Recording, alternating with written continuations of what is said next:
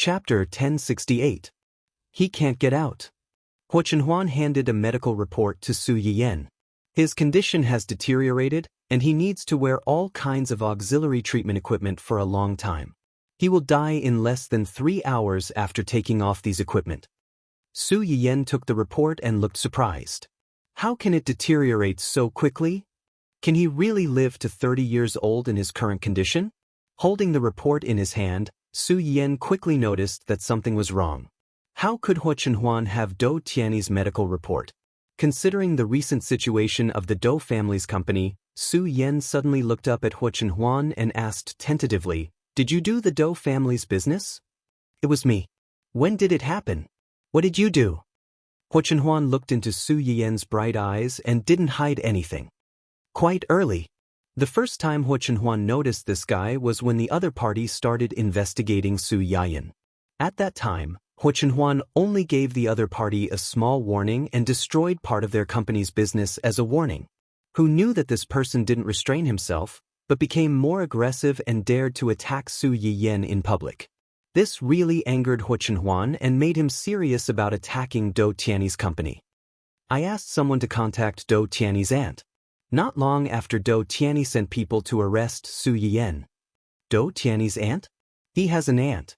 Didn't you say that most of his family members are already? His aunt got married a long time ago. When the Dou family was in chaos, it didn't affect her much. I see. Su Yiyan suddenly understood.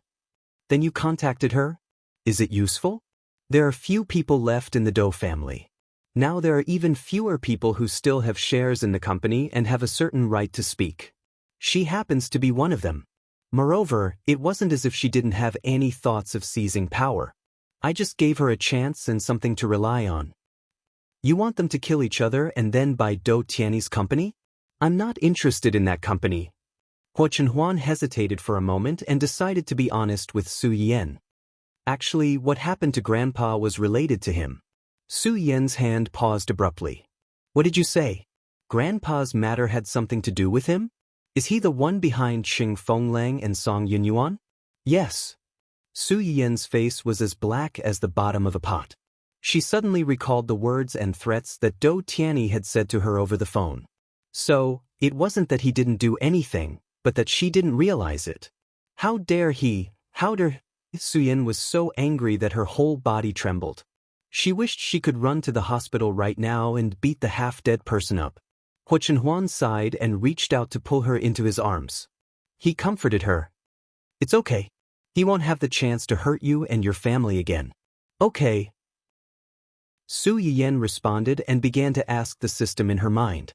System, if Dou Tianyi dies now, will the progress of snatching the Goldfinger be full? Will this world still collapse? In theory, the existence of the world's male lead has a great impact on the world's female lead halo. However, because the original novels are mostly based on the female lead's vision, and the host's partner are already more than 3/4 of the way to snatch the Goldfinger, the death of the world's male lead won't cause the world to collapse for the time being. In other words, Dou Tianyi's early death wouldn't cause the world to collapse. Instead, it would increase the progress of snatching the Goldfinger by a large margin. It might even be full. Chapter 1069. Realizing this, Su Yiyan subconsciously tightened her arms around Huo Chenhuan's waist. Huo Chenhuan immediately felt it.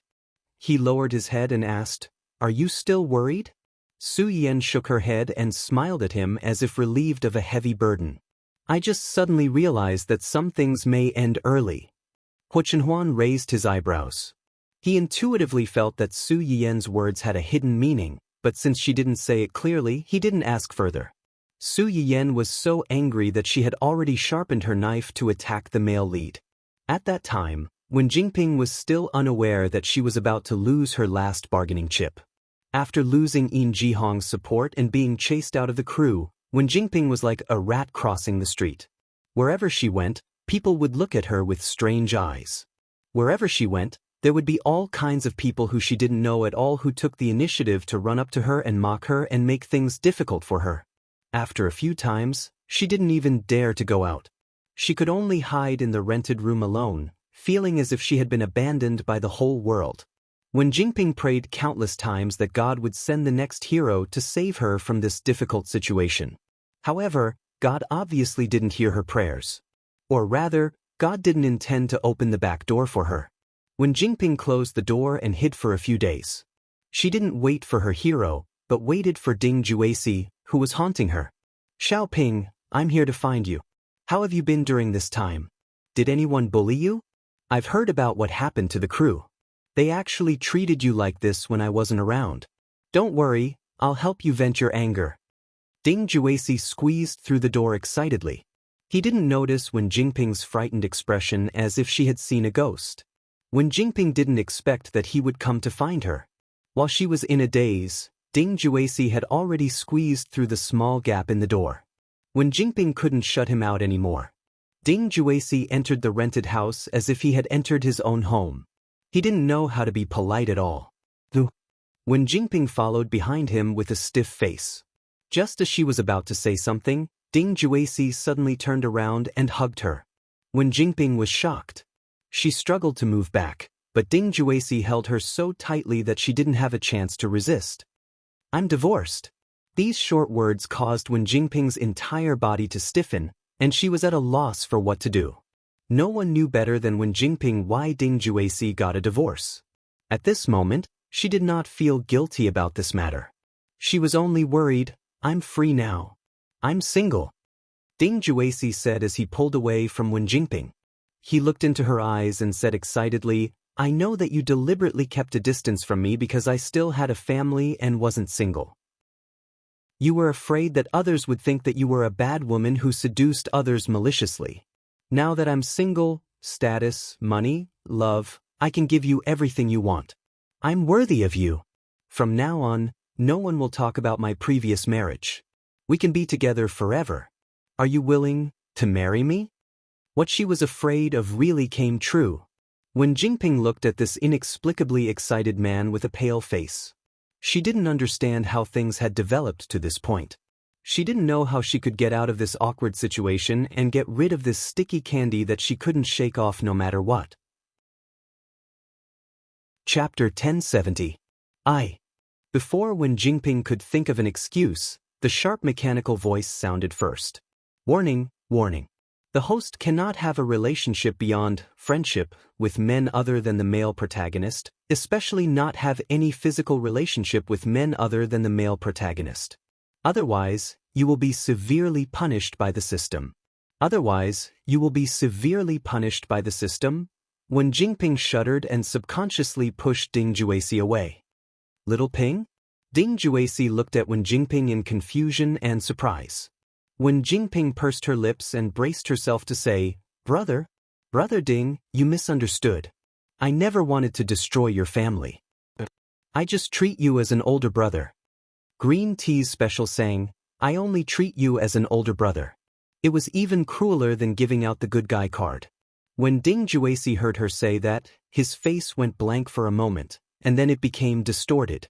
He tried hard to take a few deep breaths before he could barely maintain the calmness on his face. He said stiffly, Are you worried about me and my wife? No, I should say about me and my ex-wife? Don't worry.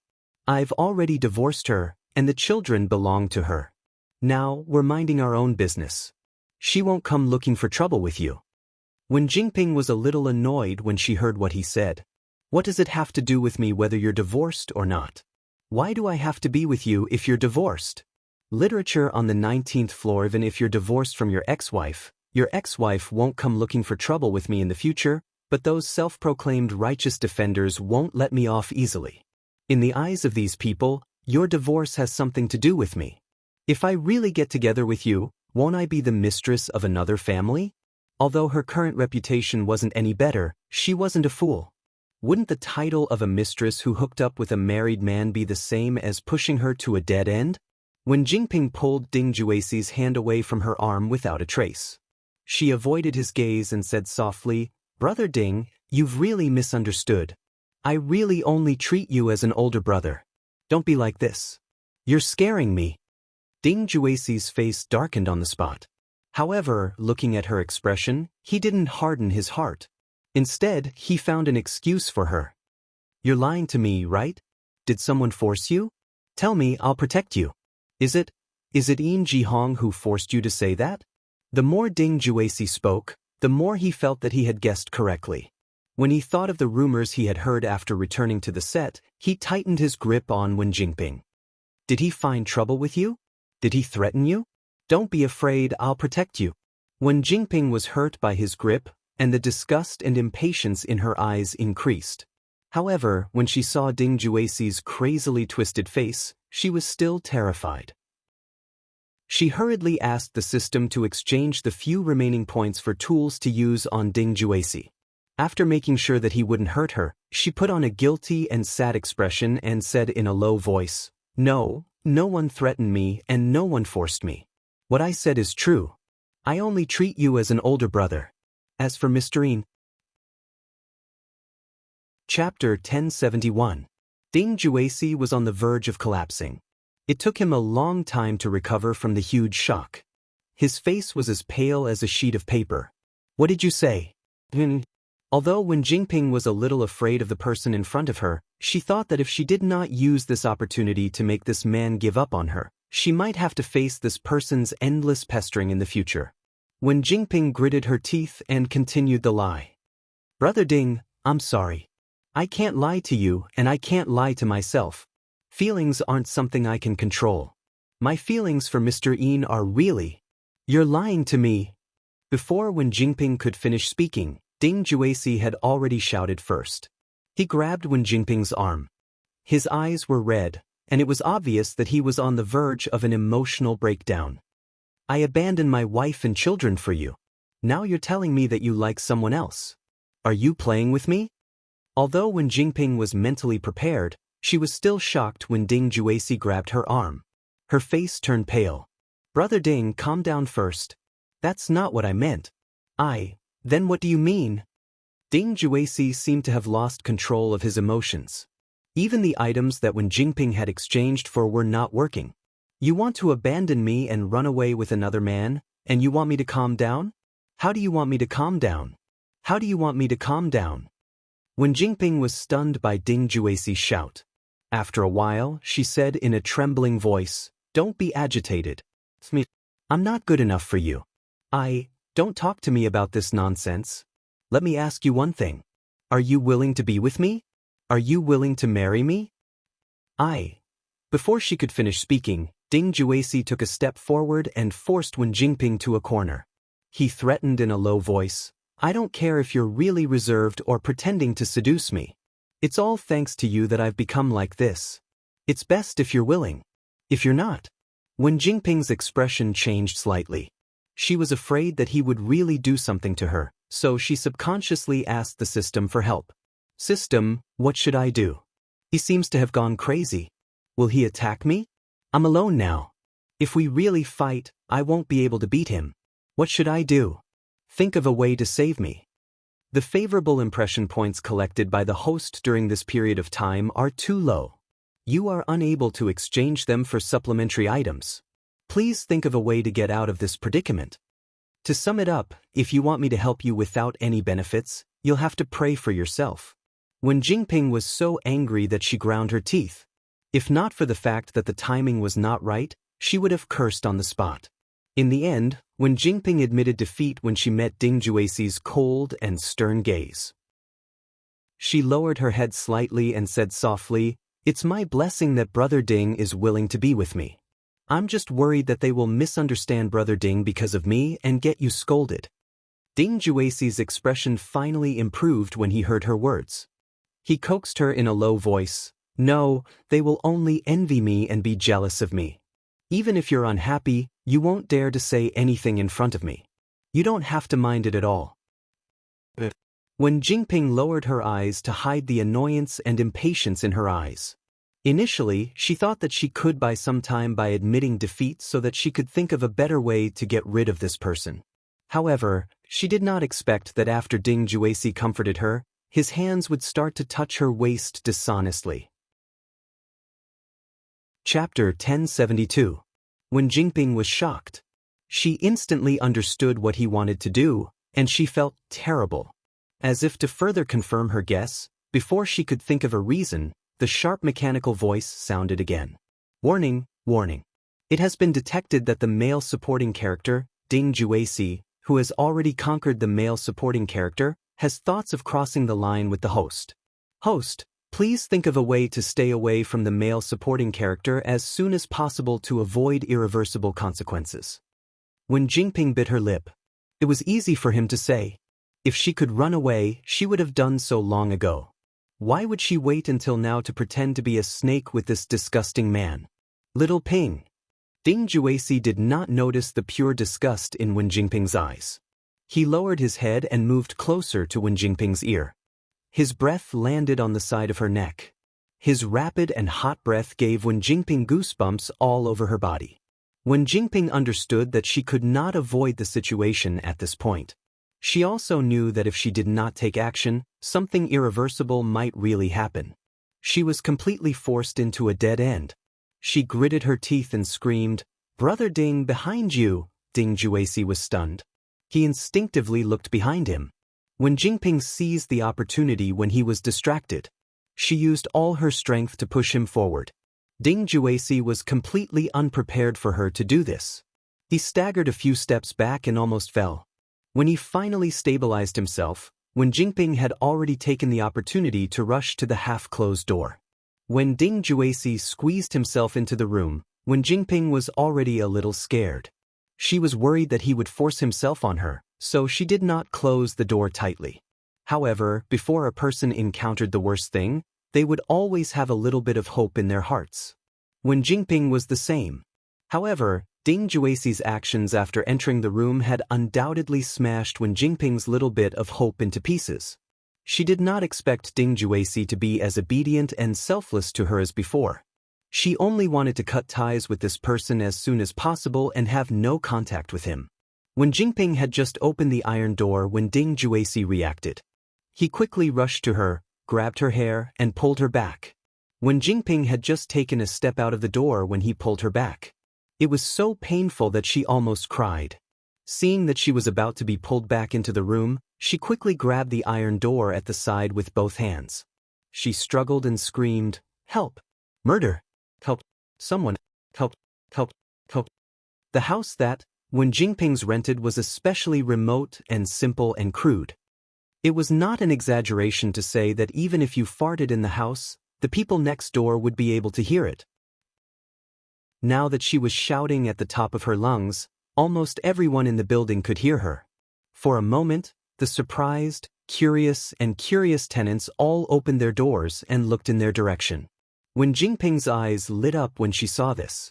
She shouted even more energetically, "Save me! Save me! This man wants to kill me! He wants to harm me! What nonsense are you talking about?" Ding Juesi's face was livid. He glanced at the few men who were eager to come over and take a look. He said coldly, "My girlfriend is quarreling with me because of some things. Please don't meddle in other people's business." The few men who had wanted to save Wen Jingping when they saw her crying like a pear blossom in the rain stopped in their tracks when they heard this. They looked at each other and did not go forward. Wen Jingping panicked when she saw this. "No, don't listen to his nonsense. I'm not his girlfriend. He's lying. He wants to force himself on me and humiliate me. You can't leave me in the lurch. Save me, please save me."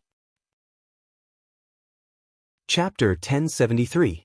Perhaps it was because Wen Jingping's appearance was too miserable, or perhaps it was because her cries for help were too shrill.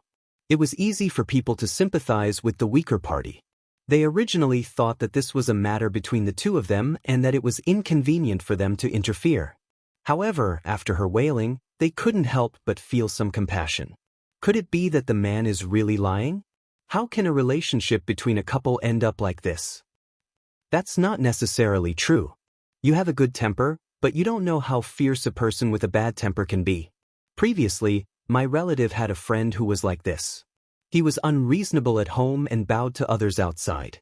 When he returned home, he hit his wife. He hit her until every part of her body was intact. It was terrible. Yes. I have a classmate who married a man who was also like this. He didn't have any ability and liked to gamble. If he encountered something outside that didn't go his way, he would hit his wife when he returned home. It's so scary. So it's really possible that they're a couple? Then why don't we just ignore it? You're wrong. Even if they're a couple, they can't hit each other like this. What if someone dies? I've already called the police. If they're a couple, we'll let the police help mediate. If they're not, we'll just treat it as getting rid of evil for the people. You're so thoughtful. That's what we should do. Ding Juesi listened to the mutterings of the people around him and felt that something bad was going to happen. His face darkened slightly, and he used more strength to pull her back into the house. Little did he know that in the eyes of the crowd, his actions looked like he had a guilty conscience and wanted to destroy the corpse before the police arrived. What are you doing? Let go of her. The men who had wanted to help earlier didn't care about anything else when they saw this. They swarmed forward, wanting to save Wen Jingping. Ding Juesi's eyes turned red when he saw them approaching. He suddenly grabbed Wen Jingping's head and slammed it against the door. In his opinion, these men were all attracted by Wen Jingping's pitiful appearance. She was the original sin. Wen Jingping didn't expect him to be so ruthless. Furthermore, she was hugging the door frame tightly and didn't have the strength to fight back. After being hit like this, her head buzzed and she almost fainted on the spot. Her hands that were holding onto the door frame also loosened. Fortunately, at this time, a few men had already rushed over and subdued Ding Juesi. Although Wen Jingping was dizzy, at least she was not dragged away by him. There were even a few kind women who came over to support her and comfort her. Ding Juesi was obviously unwilling to sit still and wait for death. When he saw the women helping Wen Jingping away, he wanted to rush over and pull her back. He struggled so hard that the women almost couldn't hold him down. Wen Jingping had just recovered a little when she saw Ding Juesi's terrifying expression that seemed to want to kill her. She immediately shrank back in fear. Her pitiful appearance aroused the pity of the people around her, but there were also some people who couldn't stand her pitiful appearance. They gathered together and whispered, discussing the identity of Wen Jingping and Xiao Luo. Why do I feel that this man and woman look familiar? Where have I seen them before? Now that you mention it, I also feel like I've seen them somewhere before. Could it be that they're celebrities? Celebrities? Celebrities? I remember who they are.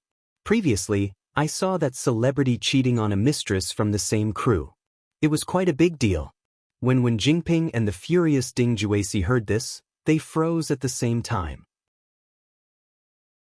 Chapter 1074. Although Ding Juesi was a mess now, some habits were not so easy to change. He had put on a disguise before he came, but after the struggle just now, the disguise was almost removed. Moreover, he did not expect that someone in such a remote place would be able to recognize him. For a moment, he did not know whether to be happy or cry. Sometimes, it only took a moment to go from sympathy to disgust and rejection. After Ding Juesi was recognized, he received a wave of people pointing at him and looking at him with disgust. However, what was gratifying was that Wen Jingping's situation was not much better than his. It's really him? No wonder I thought he looked so familiar just now. Some time ago, my daughter complained to me because of him. Men these days all look like dogs, but behind their backs, they do all kinds of things. Isn't that right? It's said that his wife's family is very rich and she's beautiful. She even gave birth to a son and a daughter for him. A son and a daughter make up the word good, but he's still fooling around outside. You say these dog men are really too much. Their wives are beautiful and capable, they have both children, and their families are harmonious. Why can't they think about it and look for women outside? Who knows? There are always so many reasons for men to cheat. To put it bluntly, it's nothing more than living a stable life for a long time and wanting some excitement. After seeing his wife for a long time, he wants to change his taste. It's best if it's someone young and beautiful, who's completely different from his wife's personality. Young and beautiful? Sigh, do you think this woman could be the mistress? As they talked, the topic inevitably turned to Wen Jingping. Wen Jingping's expression changed slightly, and she suddenly had an ominous premonition. Sure enough, in the next second, she saw a few people take out their phones and search in front of her. Wen Jingping was considered an insider, and a lousy drama with her as the protagonist had just been broadcasted not long ago. They could still find relevant information if they searched carefully. F***CK, it's really her. After all this time, it turns out that she's a mistress who destroys other people's families. No wonder I always saw her wearing a mask sneaking around when I took the children out to play or to buy groceries. Occasionally, I could see a few young girls arguing with her and pointing at her. At that time, I sympathized with her. I thought she had offended someone and was being targeted. Now, it seems that he has done something shameful. He deserves to be ridiculed. Ugh, you're clearly a pair of adulterers, yet you were still saying pitifully that you didn't know them. What a waste of my sympathy. Isn't it? In the past, she might have flirted and seduced him. Now that she saw that he was broke, she acted like a chaste and virtuous woman. If I had known earlier, I wouldn't have called the police. What the hell? Wen Jingping listened to the mockery of the people around her, and her face turned as white as a sheet of paper. What was even more despairing was that the men who had restrained Ding Juesi and prevented him from moving around also found out about the identities of the two people. The situation became awkward. He thought he was enforcing justice on behalf of the heavens, but he realized that the person he was helping wasn't a good person either. What was even worse was that this woman was a homewrecker. They didn't even need to raise their heads to feel the death stare from their wives. What should they do? Should they continue to hold him down or let him go? They felt that it was embarrassing to let him go like this, but if they didn't let him go, they would definitely be questioned if they were charmed by this woman when they returned. They would have to face another family war. Chapter 1075.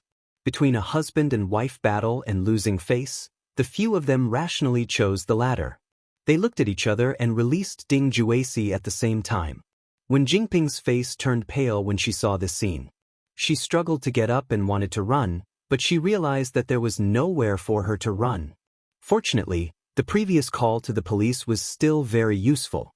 Ding Juesi had just regained his freedom, and before he could do anything to Wen Jingping, the police arrived. After a brief understanding of the situation, the two of them were taken away. Wen Jingping was relieved when she was taken away. Whether it was an affair or a mistress, it was all a moral issue. However, Ding Juesi had made a move on her and even tried to force her. In a way, it was already illegal. With so many people around, he wouldn't have the chance to make a move on her. That was indeed the case. After Wen Jingping finished her statement at the police station, she left first. Ding Juesi, on the other hand, was temporarily detained for trespassing, injuring people, and intending to commit indecent acts on the victim. If no one came to bail him out, he would probably have to stay in jail for a while. Wen Jingping heaved a sigh of relief when she came out, but she didn't let her guard down. She knew very well that after today, she and Ding Juesi would completely fall out. It was fine if Ding Juesi couldn't come out, but once he came out, he would definitely find trouble with her. Although he was in a mess now, he could still kill Wen Jingping. What should I do now? Your props are no longer effective against him. When he comes out, he will definitely think of a way to kill me, or even get someone to humiliate me. I can't just sit and wait for death. I definitely can't just sit and wait for death. The system saw that she was flustered and kindly reminded her. The only way for the host now is to find yourself a backer. A backer who is more powerful than Ding Juesi and can protect the host from him. That's easy for you to say. Do you think I haven't thought about it? But how can you find a backer just because you want to? I can't count on Yin Jihong anymore. Where do you want me to find a backer that I can rely on now? Isn't there a ready-made one in front of you? Wen Jingping narrowed her eyes and asked excitedly, who is it? The world's male lead. Who are you talking about? Do Tianyi? That's right. Wen Jingping's expression changed slightly. Are you messing with me?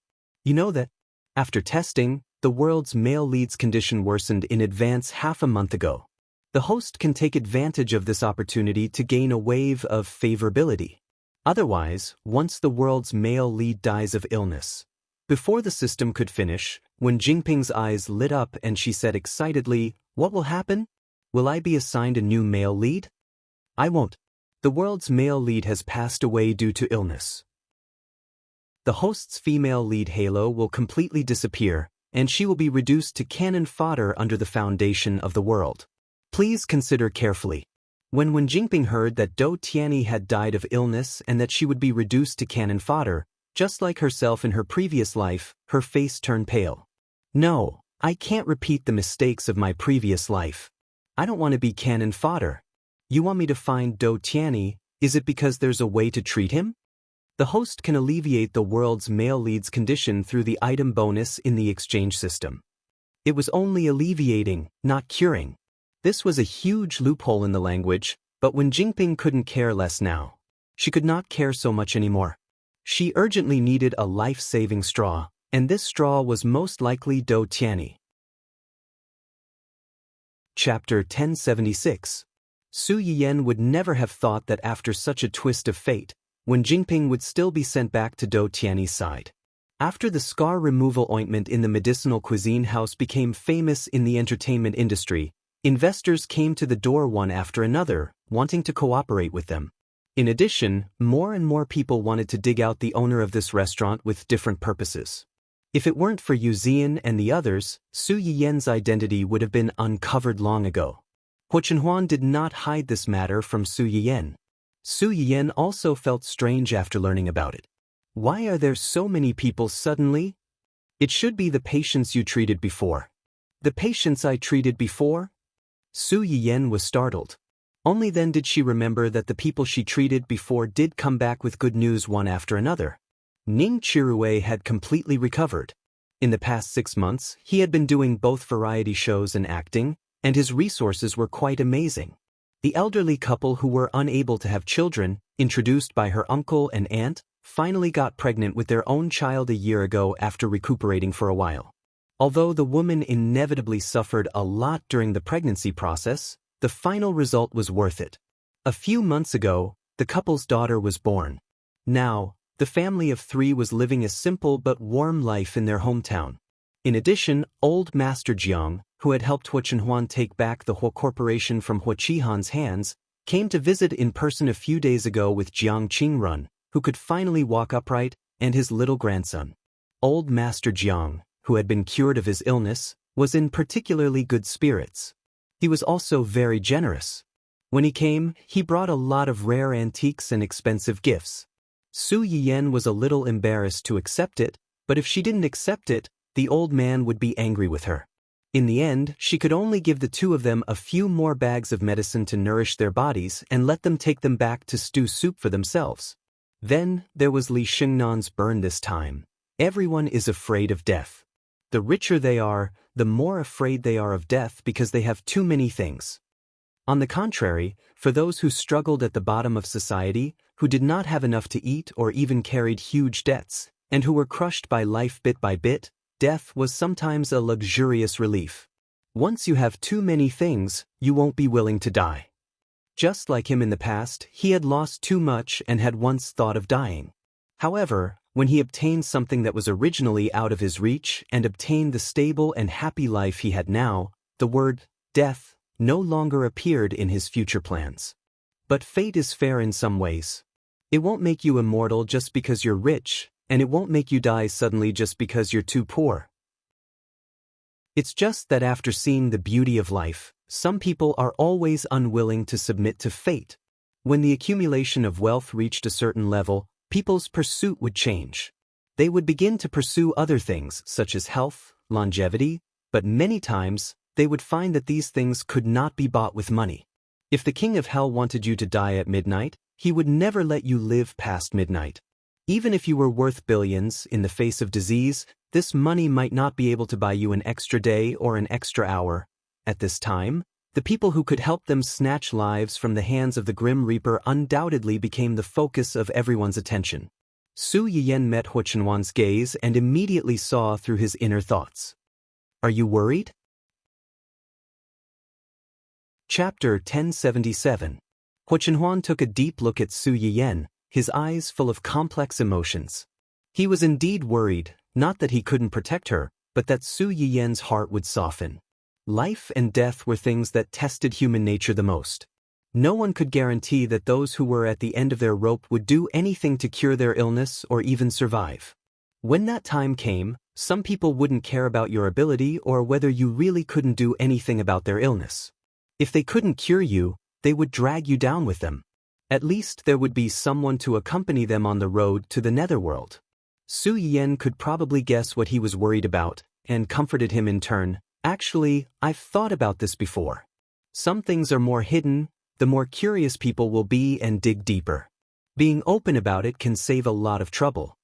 In the past 2 years, Su Yiyan had gradually exchanged all the Chinese medicinal herbs that he could exchange for and handed them over to the research institute and the company under him for safekeeping and planting. Previously, the pharmaceutical cram school at a university was held once or twice a week. Other than the period when she was pregnant, which was why she didn't continue to attend classes because her body was heavy. It turned out that these highly educated intellectuals with real talent were much more powerful than Su Yiyan, who had become a half-baked person with a cheat code. In the beginning, these people were still ignorant and were more curious than serious about the things that Su Yiyan said. Later, these people gradually realized the value of these things, and also understood why Yi Qiuyang and the others were so excited and lost their composure. Many people's mentality also changed. They no longer looked at the lessons with a novel perspective, but they really wanted to absorb the knowledge and use it to help those who really needed help. Now, many people in the class could draw inferences from Su Yiyan's lessons. Occasionally, the questions that they raised could stop Su Yiyan. In another 1 or 2 years, Su Yiyan probably wouldn't have anything to teach them. He just needed to throw the books in front of them, and they would know how to learn by themselves. I have good things in my hands. Those who want to ask me for help know this, the people in the research institute know this, and the higher-ups know even more. Because of this, they won't let me get hurt. An ordinary man was innocent, but treasuring a jade ring would arouse the envy of others. This was indeed an unchanging truth. However, this kind of situation usually only happened when the person with the jade ring had not truly grown up. If this had happened when she had just started streaming, Su Yiyan might have been a little worried, but now, instead of worrying about this, why don't you think about what gift you should give to please your mother-in-law on her birthday in 2 days? It was indeed Xing Xiuqin's birthday in 2 days, but it wasn't on the same date. Moreover, the Qing family had just had an accident. Although it was scary but not dangerous, everyone still had some lingering fears in their hearts, so they weren't in the mood to celebrate. Mr. Su was thinking about asking Su Yiyan to bring her husband and children home for a meal on his wife's birthday. That way, the whole family would be safe and reunited. This was more valuable than any gift. As expected, Hu Chenhuan's attention was diverted. Her eyes flashed slightly and she asked with a smile, "Then what do you think I should give to my mother-in-law to please her?" Su Yiyan raised his eyebrows and pretended to be reserved. "You're asking me your own problem? You're your mother-in-law's most beloved daughter. Naturally, you know her best. When it comes to giving a gift, whether it's expensive or not is one thing. It has to be delivered to her heart. In our family, you're the one who knows what your mother-in-law likes the most." Chapter 1078. That's true. Su Yiyan's lips curled up slightly as she nodded in agreement. Then, she heard Hu Chenhuan say, "It's just that it's not a good idea to give a gift that stands out too much. What if your father and brother think that I'm stealing their limelight and being too insensible? Wouldn't the loss outweigh the gain?" Su Yiyan choked, but she quickly calmed down. She snorted coldly and said, "So, it's useless for you to ask me to cheat for you. It's true that I know my mother, but my father and brother also know her well. They've already thought of all the gifts you can think of. They won't give you a chance to show off at all. You'd better think of another way." "What you said makes sense. This is going to be difficult." Su Yiyan saw that Hu Chenhuan seemed to be really stumped. She rolled her eyes and laughed. "I know a gift that only you can give. My mother will definitely like it." "What is it?" "Your mother likes Xing so much. She must like children very much. Let's give them a grandson or granddaughter. She will definitely like this gift." Hu Chenhuan was stunned. She subconsciously glanced at Su Yiyan and said meaningfully, "You want to give me a child that much?" Su Yiyan blushed and said angrily, "It's not for you. I'm just worried that the baby will be too lonely. I want to give birth to another baby to accompany him." Although she knew that Su Yiyan was just being stubborn, Hu Chenhuan couldn't help but feel a little jealous. It feels like I'm just a tool. Su Yiyen immediately heard the sourness in someone's voice. She blushed and muttered softly, "What's wrong with being a tool? You're not happy to be a tool?" As soon as she finished speaking, Su Yiyen felt as if she was lifted into the air. She was so scared that she subconsciously hugged Hua Chenhuan's neck. "What are you doing?" "Of course, I'm using my actions to show someone that I'm happy to be a tool." After saying that, Hua Chenhuan happily carried Su Yiyen into the house and did not come out until dinner time. On Cheng Xiuqin's birthday, Su Yiyen woke up early in the morning. She personally helped her little guy put on a fluffy panda jumpsuit and taught him to call out, "Grandma," a few times. "Grandma, come, recite after mommy." "Grandma, crooked pop." Although the little guy already knew how to call people, most of the words he called were still repeated like father and mother. The word grandmother was still a bit difficult for him. Su Yiyen was not in a hurry. Along the way, he patiently repeated these two words to the little fellow. What was rare was that the little fellow didn't find her noisy either. Whenever Su Yiyen repeated herself, he would repeat the same thing. Coupled with his panda jumpsuit, he looked really cute and adorable. Fortunately, hard work paid off. The two of them practiced for a long time in the back seat of the car, and the little guy finally shouted properly. Su Yiyen was happy. She picked up the child and gave him a big kiss, which made the child giggle. "Baby, you're so awesome. Remember to call Grandma when you see her later. Grandma will be very happy to hear you call her." Hua Chenhuan glanced at his wife and son, who were all smiles. He mischievously reached out and pinched his son's chubby cheeks. He pinched his son's little mouth, making him look cute and pitiful at the same time. "It took you so long to learn. You're so stupid." After that, he pinched his son's little face a few more times before letting go. The little fellow was unexpectedly pinched and ridiculed. As soon as he was free, he hurriedly got into his mother's arms and blew a bubble at his unreliable scumbag father. Too bad.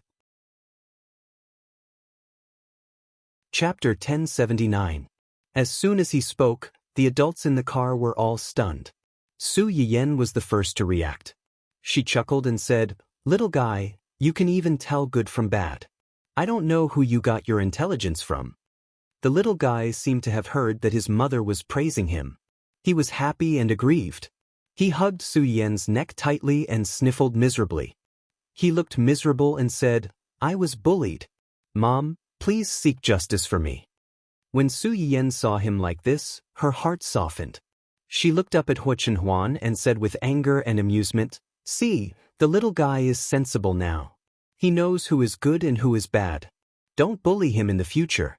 Otherwise, when he grows up, he will bully you." "How dare he?" Hua Chenhuan narrowed his eyes dangerously. He looked like a strict father who was ready to teach the naughty child a lesson at any time. If it were his company's employees, their legs would have turned to jelly when they saw his expression change. The little guy was a newborn calf, but he was not afraid at all. Perhaps he heard that his unreliable father was questioning his future ability. The little guy puffed up his cheeks and stared back at him with a serious face. The two similar faces stared at each other with the same expression.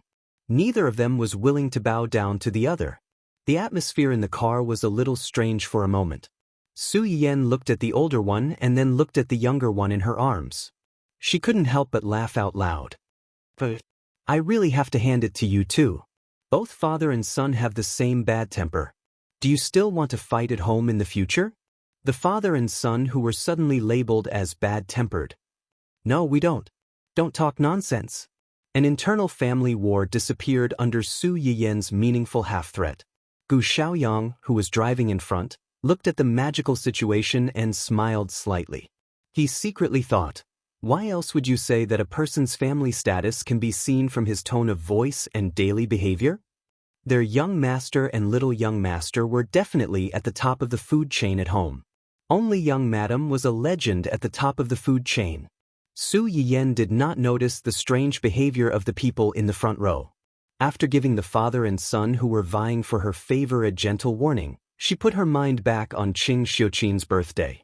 Half an hour later, the family of three arrived at the Su residence. Su Yiyen's father and a few others were already waiting at the entrance when they received the call. When they saw Su Yiyan carrying the child down the stairs, they immediately rushed up and snatched the child away from her. That's right, it was robbery. Cheng Xiuqin took advantage of the fact that it was his birthday today to snatch away his precious grandson, intending to monopolize him for the whole day. The little guy didn't disappoint his mother's expectations. As soon as he was carried by Cheng Xiuqin, he obediently shouted, "Why?" Cheng Xiuqin didn't realize what he was saying at first. It wasn't until the little guy shouted a second time that he realized that he was calling Grandma. His eyes lit up and he said happily, "Grandma, he's calling Grandma. Io, Grandma's little sweetheart knows how to call Grandma. Look, our little Xingxing knows how to call Grandma. He's so smart." While showing off, Cheng Xiuqin excitedly gave the baby one kiss after another. On the other hand, Mr. Su and Brother Su were so jealous that they turned into lemons. It was bad enough that they didn't get to hold their little grandson, little nephew, but they also had to face this enviable show-off. So what if he was the birthday girl? Why didn't they think of doing this on their birthday? Now that they thought about it, they had missed out on 100 million yuan. Chapter 1080. The father and son were jealous and regretful. On the other side, Su Yiyan was also a little jealous. Clearly, before this, I was their most beloved child. Now that a younger child has appeared, I have become the child that no one wants. Huo Chenhuan was amused by Su Yiyan's sad aria. She reached out and pinched her nose, saying, "It's okay. They don't want you, but I want you. In my place, you will always be the most beautiful child." Su Yuxuan, who was standing on the side, heard the two's words and felt goosebumps all over her body. She couldn't understand how the man who looked so gloomy and cold in the past had become so lovey-dovey after marriage. Sure enough, people in love were all unsightly. The two elders were busy playing with the child, so they didn't pay much attention to the two's movements. After entering the door, Su Yiyan ran straight to the small kitchen, ready to personally cook a table full of dishes for Cheng Xiuqin. Although the cook at home also knew how to cook, Su Yiyan still wanted to show her filial piety on such a rare day. Huo Chenhuan followed closely behind, followed by another big tail. "Brother, why are you here?" Su Yiyan looked at Su Yuxuan, who followed Huo Chenhuan into the kitchen, with a blank face. Su Yuxuan touched his nose. Of course, he couldn't directly say that he came to find them to relieve his boredom because he couldn't compete with the two elders. "I saw that you were about to enter the kitchen, so I wanted to see if there was anything I could help with." "I don't have anything to do here. Huo Chenhuan alone is enough to help. Brother, you should go back to the living room to accompany Mom and Dad." Su Yuxuan originally just wanted to come over to make up the numbers. Now that he was chased away by his sister, he became enthusiastic. There is strength in numbers. One more person will be more efficient. We can also eat earlier, right? Are you sure you're here to help and not to cause trouble? Su Yiyan looked suspiciously at her inexplicably warm-hearted brother. Then, as if she had thought of something, she smiled and said, "There's really no need. There's only so much space in the kitchen. With so many people walking around, it's not crowded at all." Su Yuxuan silently glanced at the large kitchen that could accommodate 5 or 6 people and still have room to spare. He felt that he needed to give it a proper name. Unfortunately, before he could say anything, Su Yiyan added, "Brother, if you want to be a helper, you should bring a sister-in-law home earlier. When sister-in-law cooks, you can help her by the side. You can stay in the kitchen for as long as you like. I'm sure no one will disturb you." Su Yuxuan? Why do these words sound so wrong to me? Before he could think of a reason, Su Yiyan had already brought Huo Chenhuan into the small kitchen. Su Yuxuan stood alone at the kitchen door for a long time before he realized that his sister was displeased with him for disturbing the couple's private time. She even wanted him to bring a girlfriend who could cook to help her? Did she really think that girls who could cook like her and were especially good at it were everywhere these days? How infuriating. So what if she had a husband? His cute and obedient sister was clearly not like this in the past. It must be that dog of a man inside who had led her astray. Achoo! Huo Chenhuan's nose itched and she couldn't help but sneeze. "What's wrong?" Su Yiyan saw this and immediately came over nervously. "Did you catch a cold?" Huo Chenhuan grabbed Su Yiyen's hand that was about to touch her forehead. With a smile in her eyes, she glanced at the door meaningfully and said, "Someone is probably cursing me in their mind." Chapter 1081. Su Yiyen immediately knew who he was talking about when he saw the look in his eyes. He chuckled and said, "Who told you to take his only sister? You deserve to be scolded." Huo Chenhuan could tell what Su Yiyen was thinking. She felt helpless and amused. Aren't you afraid that your brother will find an opportunity to put a gunny sack on me in a moment of anger? You take the car everywhere you go. How would he have the opportunity to put a gunny sack on you? Is that the point? Isn't it? Huo Chenhuan lowered her head and stared at Su Yiyen for a while. In the end, she couldn't dissuade her little wife. She smiled faintly and said, "Yes." Only then was Su Yiyen satisfied and focused on preparing the ingredients to be used today. Because it was a family, Su Yiyen didn't plan to cook too many rare and time-consuming dishes. Other than the cake and longevity noodles, which were indispensable birthday foods, most of the dishes were home-cooked dishes that leaned toward Qing Xiuqin's taste. The family gathered together and had a good meal. It was no different from every weekend when Huo Chenhuan would accompany Su Yiyen back to the Su family to eat with her parents. However, after the meal, there was an additional cake dessert. Su Yiyen stopped Qing Xiuqin from preparing to cut the cake and reminded him with a smile, "Mom, you haven't made a wish yet." "Make a wish?"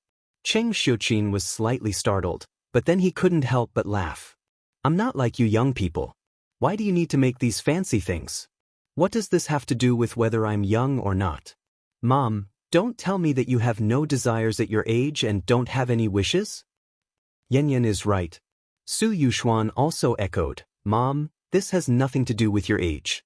You're the birthday girl today. You're the oldest. As long as it's your wish, it will definitely come true." As soon as he said that, Qing Xiuqin suddenly turned to look at Su Yuxuan, which made his hair stand. "Am I wrong? Mom, why are you looking at me like that?" "It's nothing. It's just that what you said just now reminded me that I do have a wish right now." What? Everyone's attention was instantly focused. Qing Xiuqin's gaze swept over each of them one by one before he smiled faintly and said, "There are still too few people in our family. I won't talk about Yan, but at least he's married and has my precious grandson. It would be great if she could have more children in the future, but if she didn't, she wouldn't force it.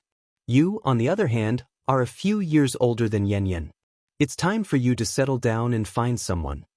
It was no wonder that Qing Xiuqin was so worried. Su Yuxuan's first love was so heart-wrenching that Qing Xiuqin's mother was worried that he was afraid of girls for a long time. It wasn't easy to persuade him to put down his work and work hard on blind dates, but the people he met were all weirdos. Not only did they fail to awaken his heart that longed for love, but they also made him reject the word blind dates.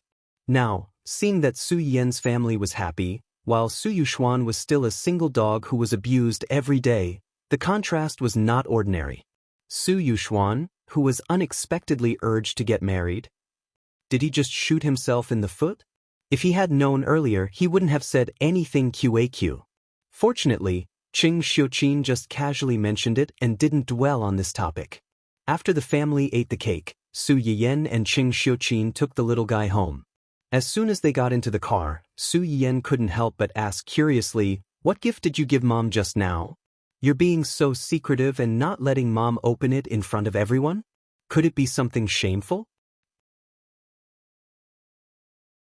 Chapter 1082. Huo Chenhuan seemed to have expected Su Yiyen to ask this question, so he deliberately kept her in suspense. "It's not something shameful. The reason why I didn't let mother-in-law open it is because I was worried that mother-in-law would refuse." Su Yiyen blinked. "Borrowed flowers to present Buddha? Borrowed flowers from whom?" "Of course, it's from someone who tried to scheme against mother-in-law's family not long ago." Su Yiyen was startled and surprised. "You mean Do Tianyi?" "Yes." "What flowers did you borrow from him?" Huo Chenhuan didn't hide anything and said truthfully, "I just gave mother-in-law the shares of Do Tianyi's company." "The shares of Do Tianyi's company?" "Do Tianyi is seriously ill, and the Do group is divided internally, each doing their own thing. Some small shareholders saw that the situation wasn't good, so they secretly sold their scattered shares. Although it's just scattered shares, it's still a considerable amount. A starving camel is still bigger than a horse. Whether mother-in-law keeps it or sells it, it's a good investment. The most important thing is that mother-in-law should be able to vent her anger a little by getting these things. Su Yiyan roughly understood Hua Qinhuan's intentions after hearing his words. Dou Tianyi bribed the internal employees of her uncle's company and urged Song Yunyuan to do some small tricks behind his back. Wasn't it the idea of taking advantage of the panic of the shareholders, the internal employees, and even the board of directors, when they sold their shares at a low price to take advantage of the loopholes and effortlessly take over her uncle's company? Now, his scheme failed and he was punished. He really deserved it. Dou Tianyi is scheming and vengeful, but no matter how scheming he is, it's useless if he doesn't have a healthy body. Hua Qinhuan raised his eyebrows and said in a low voice, "Pity him?" Su Yan shook his head. There must be something hateful about a pitiful person. I'm not a saint who would sympathize with a pervert who schemed against me and my family. Hua Qinhuan's complexion improved a little. She held Su Yiyan's slightly cold hand and comforted her. Don't worry. He won't have the chance to plot against you and your family again. Xiao Budian, who was in Su Yiyan's embrace, seemed to have noticed the strange atmosphere in the car. He suddenly raised his head and called out a few times, trying to attract the attention of the two people. Thanks to his interruption, the two of them stopped talking about Dou Tianyi and lowered their heads to play with the little fellow. In the blink of an eye, the little guy was almost 1 year old. Su Yiyan wanted to hold a lively first birthday party for the child. She wanted to invite many relatives and friends to join in the fun. Hua Qinhuan had no objection to this. He wanted the whole world to know how happy he was. Su Yiyan wanted to invite a lot of people. Most of them were in the local area, except for the Qing family. There was also Zheng Qianyang, who had left for a matter 1 or 2 months ago and had yet to return. Speaking of which, Uncle hasn't contacted us for a long time. Could it be? Hua Qinhuan heard Su Yan's words and paused for a moment. She immediately smiled and said, "He rarely contacted me when he was abroad. It's okay." Su Yan frowned slightly. How is it the same? He was at least safe when he was abroad. This time he went to... Halfway through her words, Su Yan realized that compared to her, Hua Qinhuan was probably more worried about Zheng Qianyang's recent situation. It was just that he didn't say it out loud because he was worried that it would affect her.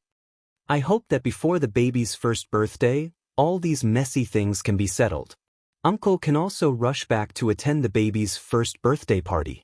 Hua Qinhuan glanced at Su Yiyan's hair. Her lips curved slightly and she softly replied, "He will." Chapter 1083. As soon as Hua Qinhuan finished speaking, the little boy raised his hand and cried out happily, "A woo, Mama?" Yeah. The two adults were stunned. Hua Qinhuan reacted first. She couldn't help but reach out and pinch her son's chubby face. See, the baby thinks so too. The little boy seemed to have figured out something after his father pinched his face so many times. He was no longer as silly and obedient as before. As soon as Hua Qinhuan started to pinch his face, the smile on his face disappeared. He turned his head and plunged into Su Yiyan's arms, as if he had been wronged. Seeing this, Su Yiyan gave Hua Qinhuan a warning glare and patted the little boy's back a few times. "Baby, do you miss your granduncle too? When the baby is 1 year old, granduncle will come back to play with the baby, okay?" The little boy had a good memory. He obviously had some impression of his granduncle, who had lived at home for a while and liked to play with him. Hearing Su Yiyan's words, he clapped his hands to show his support. Let granduncle do it. Su Yiyan kissed the little boy. Then let's ask our little lucky star to bless granduncle to come back safely and celebrate your birthday with you. Otherwise, the baby will have one less gift to receive. As soon as Su Yiyan said this, before Hua Qinhuan could say anything, Gu Xiaoyang, who was in the driver's seat, couldn't help laughing. If Mr. Zheng knew that the young madam and the young master missed him so much only because of the gift he hadn't given them, how would he feel? Hua Qinhuan was also amused by his wife's magical thinking. She said, Granduncle likes the baby so much. He will definitely prepare a very, very big gift for the baby. Zheng Qianyang, who had been warned that he would have to spend a lot of money, was speechless. He was really my nephew. Just as the family was thinking about how to scam Zheng Qianyang when he came back, Huo Chenhuan's phone suddenly rang, breaking the silence in the car. Huo Chenhuan frowned and picked up the phone, but her face darkened after hearing what the person on the other end said. Su Yan saw the change in his expression, and his heart jumped. What happened? Nothing. Huo Chenhuan hung up the phone. There's a small mistake in the company. It's not a big deal, just a little troublesome. I have to deal with it myself. Su Yan recalled Huo Chenhuan's reaction just now. She didn't think that such a small thing would make him change his expression so easily, but she didn't ask. Business is more important. Since you have something to do, go and do it first. We're fine.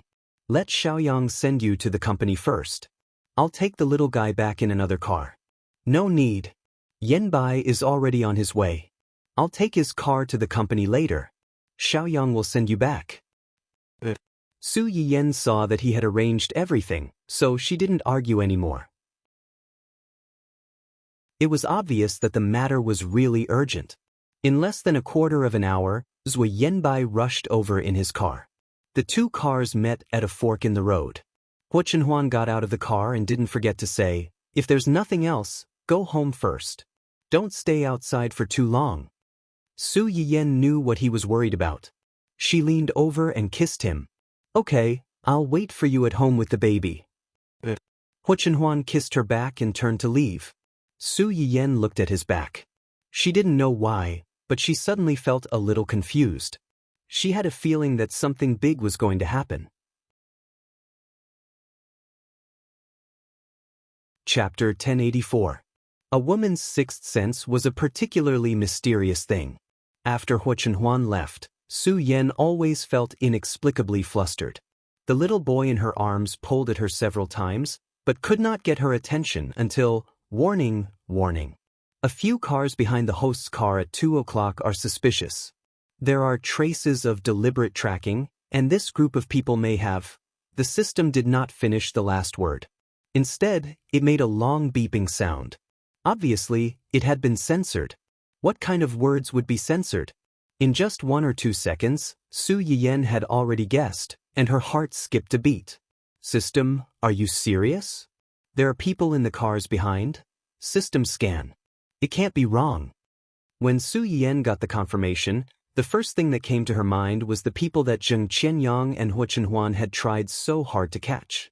Back then, these people could be so cruel to Huo Chenhuan's parents and fake it as an accident. Now, they were targeting her and her child?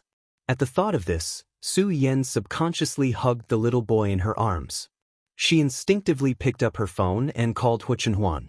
If the people in the cars behind were really the people she thought they were, these people were much more terrifying than Dou Tianyi's bodyguards. She, Gu Xiaoyang, and a few accompanying bodyguards were no match for them. Not to mention that she was holding a child in her arms. What if? No, there was no what if. However, when it rains, it pours. Su Yiyan called Huo Chenhuan several times with trembling hands. It was either no answer or an inexplicable busy tone. This made Su Yan's uneasiness rise to the peak. Huo Chenhuan did not answer her call. This situation had never happened before. Did she not notice, or was she hindered by something? At the thought that something might have happened to Huo Chenhuan, Su Yan's scalp went numb. Before she could think further, there was a loud bang. The cars that had been following behind them suddenly crashed into their car from behind. Su Yan, who was sitting in the back seat, swayed. She subconsciously held the child in her arms tightly and almost fell forward. Damn it!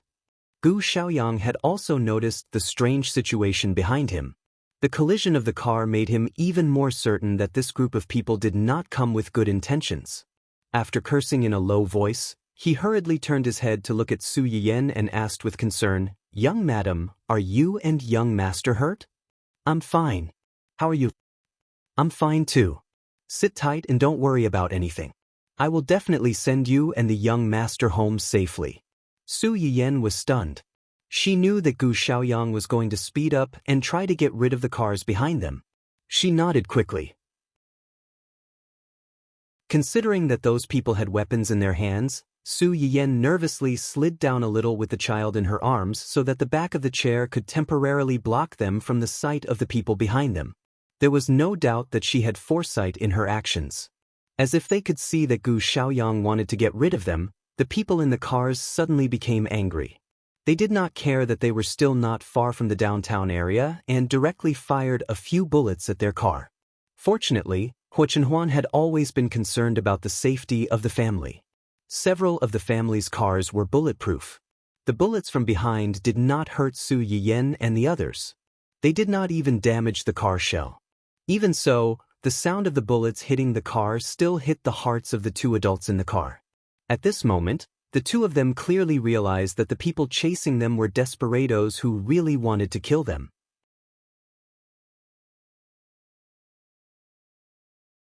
Chapter 1085. Since she couldn't get through to Huo Chenhuan, Su Yiyan couldn't just sit there and wait for her death. Su Yiyan called the police as fast as she could and explained the situation at the scene in a stuttering manner. After that, she called her elder brother.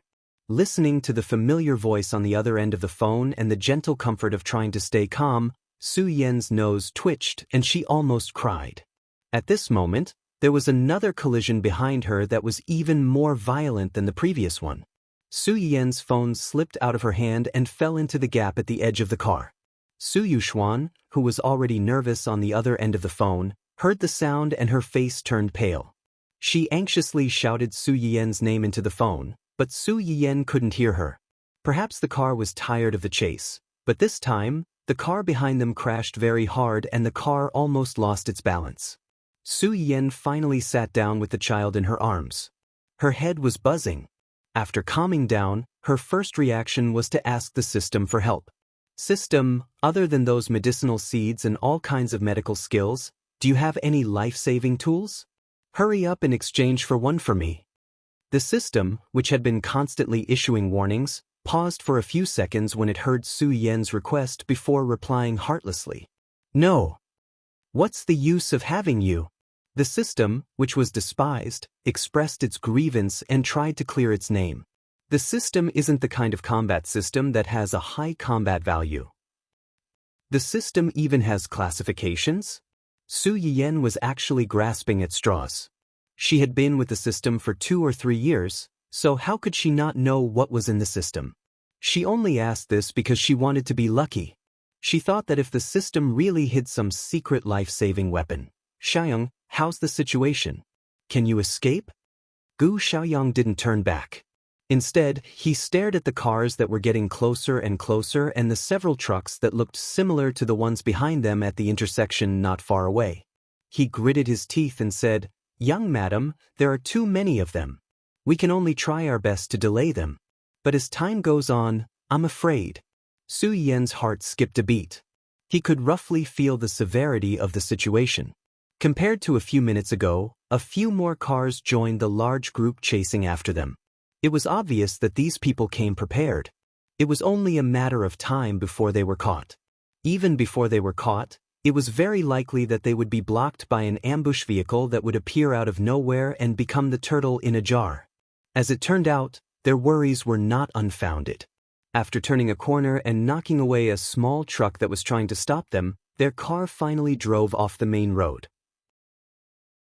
However, at the other two ends of this three-way road, there was actually a group of cars guarding. It was obvious that they wanted to block them here.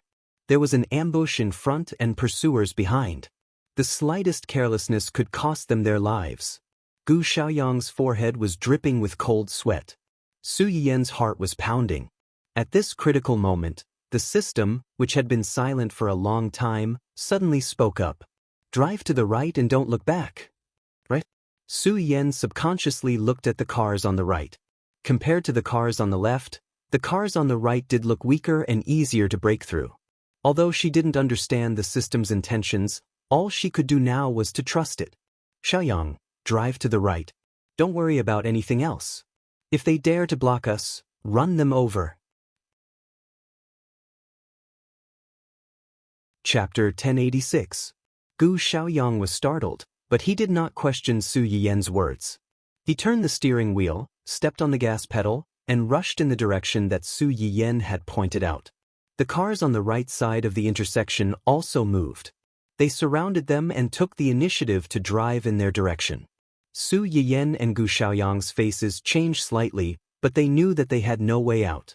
They could only watch as the cars got closer and closer. When the cars were less than a meter away from them, Su Yiyan's heart was in his throat. However, what happened next was beyond everyone's expectations. The cars did not block Su Yiyan and the others' way. Instead, they brushed past them at the last moment and rushed toward the cars that had been chasing after Su Yiyan and the others. Gu Xiaoyang and Su Yiyan, who had thought that they were doomed, were dumbfounded by what they saw. Is this an ally? Maybe.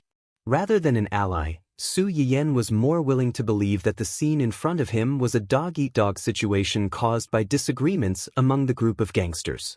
Whether it was an ally or an internal conflict, it was not something that Su Yiyan should care about. The most important thing now was to leave this troublesome place and go to a safe place. Gu Xiaoyang obviously knew this. He looked back at the messy cars behind him, stepped on the gas pedal, and rushed forward as fast as he could. After driving for about a kilometer and confirming that there were no cars following behind them, the two were relieved. But at this moment, the system's warning sounded again. Su Yiyan was slightly startled. He looked up subconsciously and his pupils shrank. Be careful! Gu Xiaoyang was startled by Su Yiyan's shout. Then he saw a black truck suddenly rushing out from the corner. Gu Xiaoyang's face changed slightly, and he subconsciously steered the steering wheel to the side. Unfortunately, the road was only so big. No matter how fast one's reaction was, the space was limited. The truck still hit the driver's seat where Gu Xiaoyang was, and the car lost its balance in an instant. Su Yiyan didn't have time to think. She held the crying child in her arms. Fortunately, after the car was hit and spun around, it hit a railing on the side of the road and stopped. It didn't overturn. However, there was a big hole in the glass of the front of the car and the driver's seat. One could imagine how hard the collision was. Su Yiyan took a while to recover from the child's cries before she raised her head. She shook her dizzy head and checked the child in her arms with a pale face. After making sure that there were no external injuries on the child's body except for crying out of fear, she was relieved and turned to check on Gu Xiaoyang's condition. Because it was a head-on collision and the car lost its balance, Gu Xiaoyang subconsciously drove the car to the side where there was no one. Although the adult and the child in the back seat were affected, their injuries were far less serious than Gu Xiaoyang's in the front seat. Su Yiyan just went over and saw Gu Xiaoyang's miserable state with his eyes closed and his forehead bleeding. Her heart immediately thumped. Xiaoyang? Xiaoyang, wake up, wake up. Su Yiyan freed one hand to check Gu Xiaoyang's breath and touched his chest. After making sure that his heart was still beating, she looked a little better. But she also knew very well that Gu Xiaoyang was seriously injured. Chapter 1087. Putting aside the internal injuries caused by the collision, the external injuries that were visible to the naked eye could cause him to bleed too much and go into shock or even die if they were not treated as soon as possible. Furthermore, the place they were in now was not safe. The car had begun to smoke after the collision.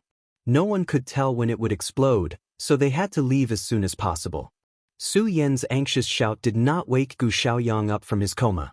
Instead, it alerted the dangerous people outside who had been eyeing her covetously. A group of black-clothed men with weapons surrounded the car, not allowing any possibility for the people in the car to escape. The deformed car door was pried open with a click. A dazzling light shone in, causing Su Yiyan to squint subconsciously. Then she saw a man walk out from behind the group of men in black. He called her gently and politely, "Miss Su." "You are?" Su Yiyan felt that this man was a little familiar, but she could not remember where she had seen him before. "It doesn't matter who I am. What's important is that our boss wants to see Miss Su. He hopes that Miss Su will do him the honor." The man's tone was gentle when he said the first half of his words. Then he changed the topic and his tone became a little colder. "Of course, if Miss Su is unwilling to go with us, we don't mind taking some tough measures given the special circumstances." This was clearly a blatant threat. Su Yen pursed her lips. She was a little disgusted by the man's wording and felt that this man's tone was a little familiar. Su Yen pondered for a moment. Then an idea flashed through her mind. She quickly remembered who this man's tone was similar to and finally remembered where she had seen this man. When Do Tianyi personally came to the door that day, this man was also there. Su Yen's eyes were slightly cold. She said coldly, "Your boss? Do Tianyi?" The man, Liu, didn't say yes or no. He just raised his hand and made an inviting gesture. "You'll know when you see our boss." Su Yen looked at him, and then looked at the men in black standing outside. "I can let you go, but I have a condition." Liu was stunned for a moment, and even the decent but hypocritical smile on her face faded a little. Miss Su doesn't seem to understand the situation she's in. "Do you think you have the right to negotiate with us?" When Su Yen heard what he said, she calmed down instead. She chuckled and said, "It's precisely because I know my own situation that I said those words. Do Tianyi asked you to invite me because you want to bring me back alive, right? Tell me, if you bring a dead person back, will you also become a dead person and be buried with me? It's not easy for a person to live, but it's much easier to die." Liu's face turned white. She wanted to refute, but she was choked and couldn't say a word for a long time. The two of them confronted each other for a few seconds. In the end, Liu was the first to admit defeat. "Miss Su, what conditions do you have? If you want to ask for help or send the child away, I advise you to give up." When Su Yen heard him mention the child, her heart trembled. The last bit of luck she had disappeared without a trace. This group of people had chosen to make their move today. Other than knowing their itinerary and making it easier for them to leave her behind, she was afraid that the child was also one of their targets. If she wanted to go around this group of people and send the child to a safe place, it wouldn't be that easy. Chapter 1088. Thinking of this, Su Yen's eyes fell on Gu Xiaoyang, who was unconscious in the driver's seat. "Take him to the hospital." "What? I want you to take him to the hospital." Su Yen stared into Liu's eyes and said firmly, "Get someone to take him to the hospital. As long as he's safe, I'll go with you." "Well," Liu hesitated. However, Su Yayan did not want to drag things out with them anymore. "We don't have much time left. Sir, you should make a decision as soon as possible, whether you agree to my small request or let us all die together." She didn't know when the pursuers would catch up with them, and Gu Xiaoyang's injury couldn't be delayed. The only thing she could do now was to bet that Do Tianyi still needed her. Liu's expression suddenly changed. She gritted her teeth and said, "Okay, I promise you." "Young master," Yu Zian looked at the expressionless man not far away. His face was pale, and he was anxious and at a loss. "How is Xiaoyang?" "The doctor said that he avoided the vital organs and his life is not in danger. It's just that he has a severe concussion and lost a lot of blood. He may need to rest for a while to recover." "Got it." As soon as Hu Chenhuan finished speaking, there was a rush of footsteps behind them. Zui Yanbai trotted over with a grave expression, holding a document in his hand. Behind him was an equally anxious man. "Uncle?" Hu Chenhuan was surprised to see him. "Why you here? The matter over there has been settled, but a few escaped. I was worried that they would come to trouble you and Yen Yen, so I hurried back. I didn't expect to meet them on the road." As Zheng Qianyang spoke, he turned to look at Zui Yanbai and motioned for him to tell Hu Chenhuan what had happened. "Young master, from the surveillance cameras near young madam's accident and some witnesses nearby, we learned that you and young madam's car were targeted not long after entering the main road. This group of people followed young madam's car not long after you left. During this period, they did a series of actions such as crashing into the car and forcing it to stop. They even opened fire." Hearing this, the expressions of everyone present changed. Fortunately, the car young madam was in was bulletproof, so she wasn't injured. However, this group of people seemed to have been prepared. They had arranged for many cars to ambush at the various streets. Witnesses said that around 3 o'clock in the afternoon, Xiao Yang encountered another group of cars while driving to avoid the cars that were chasing them. The two groups of cars clashed, and young madam's car was able to escape. It's only from this point onwards that there are fewer people around, and there aren't any surveillance cameras. Zui Yanbai looked at Hu Chenhuan's increasingly ugly expression, paused, and continued. The nurse in charge of the reception said that the person who called them for help was a man. From their description, it shouldn't have been Xiao Yang who called the police himself. As soon as Zui Yanbai said this, everyone present couldn't help but look at each other. Since Gu Xiaoyang didn't call the police himself, and it was a man's voice, then this man was most likely one of the people who kidnapped Su Yiyan and the child. When they rushed over, Xiao Yang was placed in a relatively safe place by the side of the road. The wounds on his body had also been treated briefly to stop the bleeding. Otherwise, with Xiao Yang's injuries at that time, I'm afraid he wouldn't have been able to hold on until the ambulance arrived.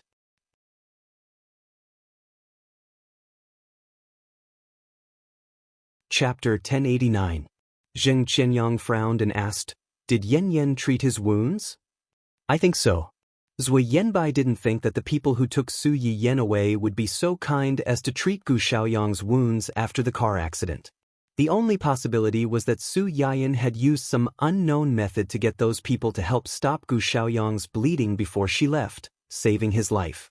Yu Xian's eyes lit up and he said excitedly, "Does this mean that for some unknown reason, those people didn't dare to do anything to young madam?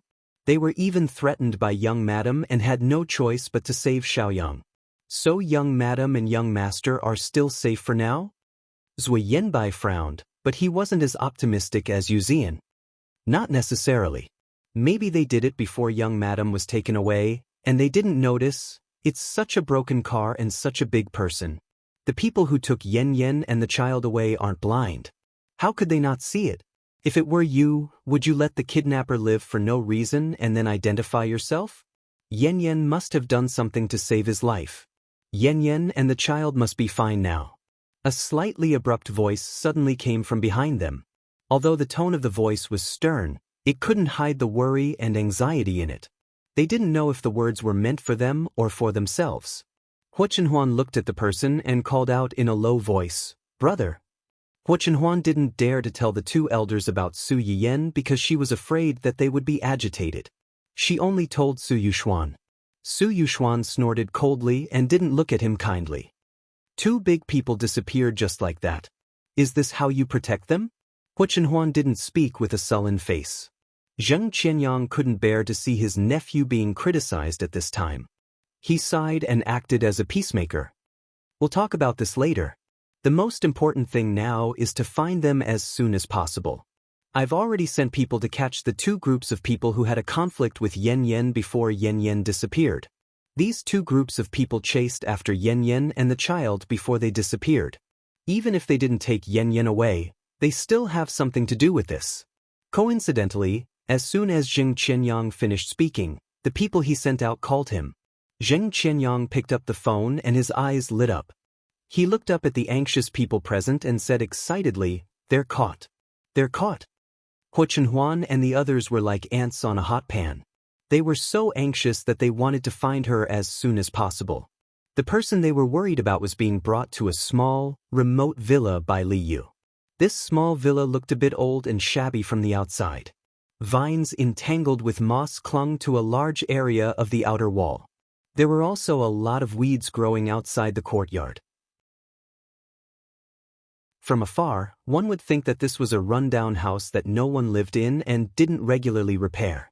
But after entering the house, one would find that most of the things in the house were in good condition. There was basically no dust or stains to be seen. It wasn't clear if someone had lived here before and cleaned it regularly, or if it was specially cleaned because someone was coming. Li Yu put Su Yiyan and her child in the living room and asked someone to watch over them. Then she went to the backyard. Not long after, Su Yiyan heard the familiar sound of a wheelchair being pushed. Su Yiyan frowned slightly. She shifted her gaze from the sleeping child in her arms to the source of the sound. But when she saw Dou Tianyi and the familiar figure behind him, her eyes widened in surprise.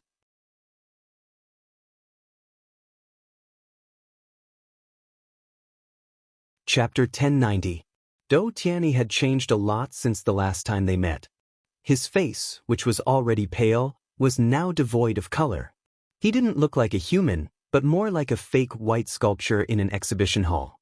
His cheeks, which were already thin to begin with, were now sunken in. He looked like a skeleton with human skin stuck on it.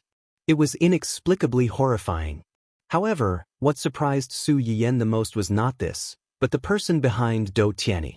This was the first time Su Yiyan saw Wen Jingping after more than a year. Before this, she had only seen this person's figure in the mouths of others or in those strange peach news. Compared to the last time they met, Wen Jingping was much more haggard, and her spirit seemed to be a little absent-minded. When she wheeled Dou Tianyi over from afar, her eyes were blank, and she looked like a soulless puppet. However, when she saw Su Yiyan, she was stunned. Her originally lifeless eyes suddenly changed, and her face twisted for a moment. Su Yiyan saw the change in her expression. Her eyes were slightly cold, and her heart trembled. When did these two fellows get together again?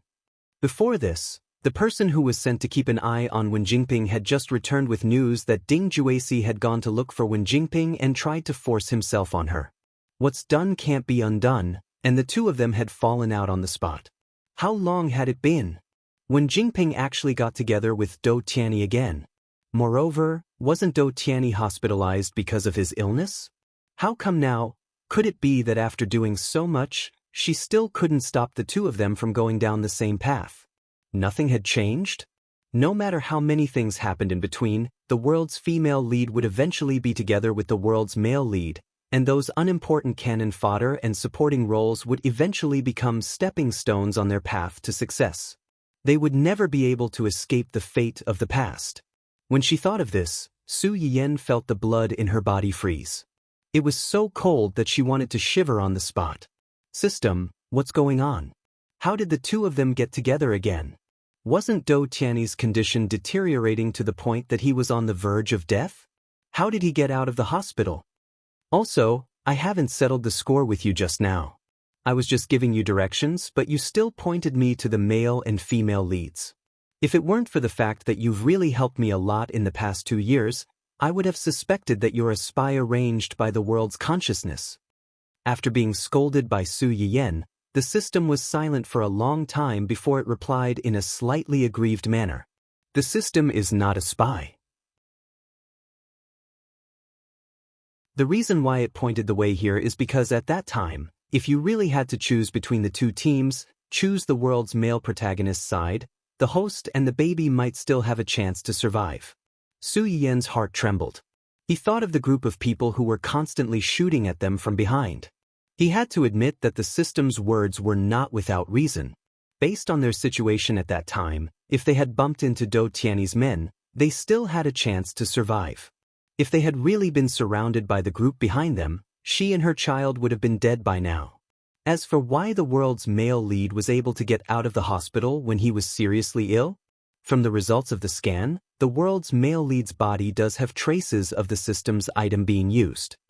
Su Yiyan was stunned for a few seconds before she reacted to the meaning of the system's words. Her expression changed. You mean, the reason why his condition improved was because Wen Jingping used the system's item on him. Wen Jingping's body really has a system.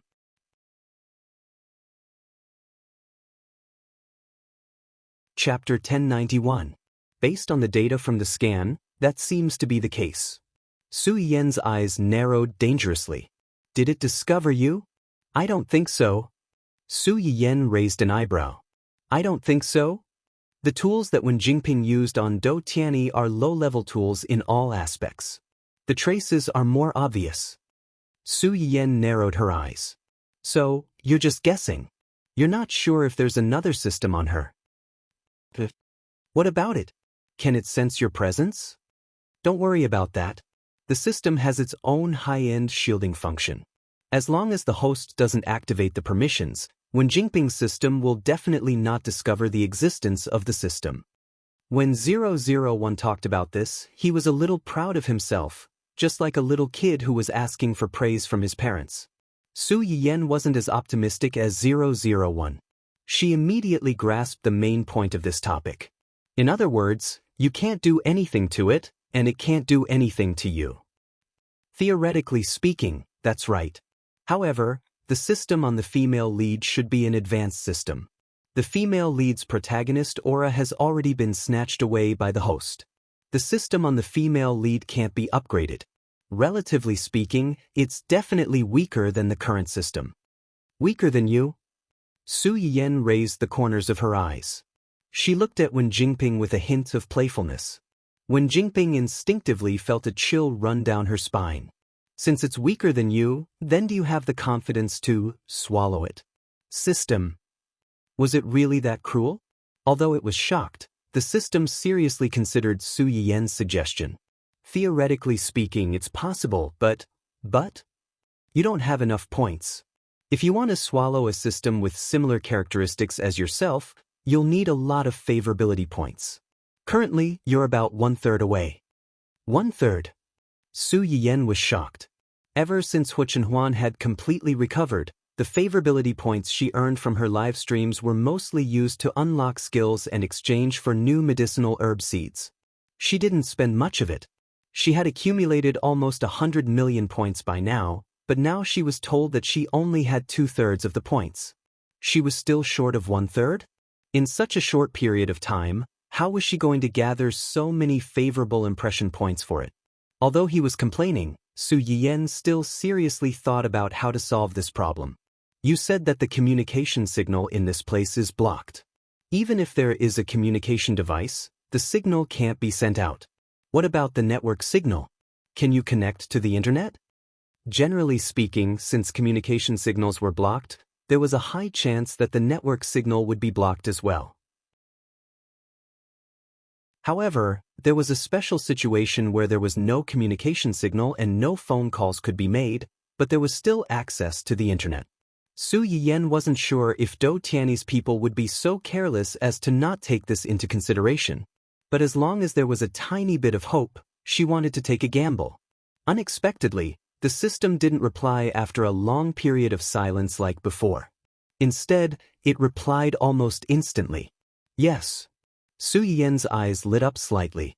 Then can you connect a virtual camera to my livestream account and help me open the livestream room? Su Yiyan's phone had slipped off when she was escaping from the men in black. She didn't know where it had slipped to. Moreover, Dou Tiany had blocked the signal, so it was impossible for her to bring it in.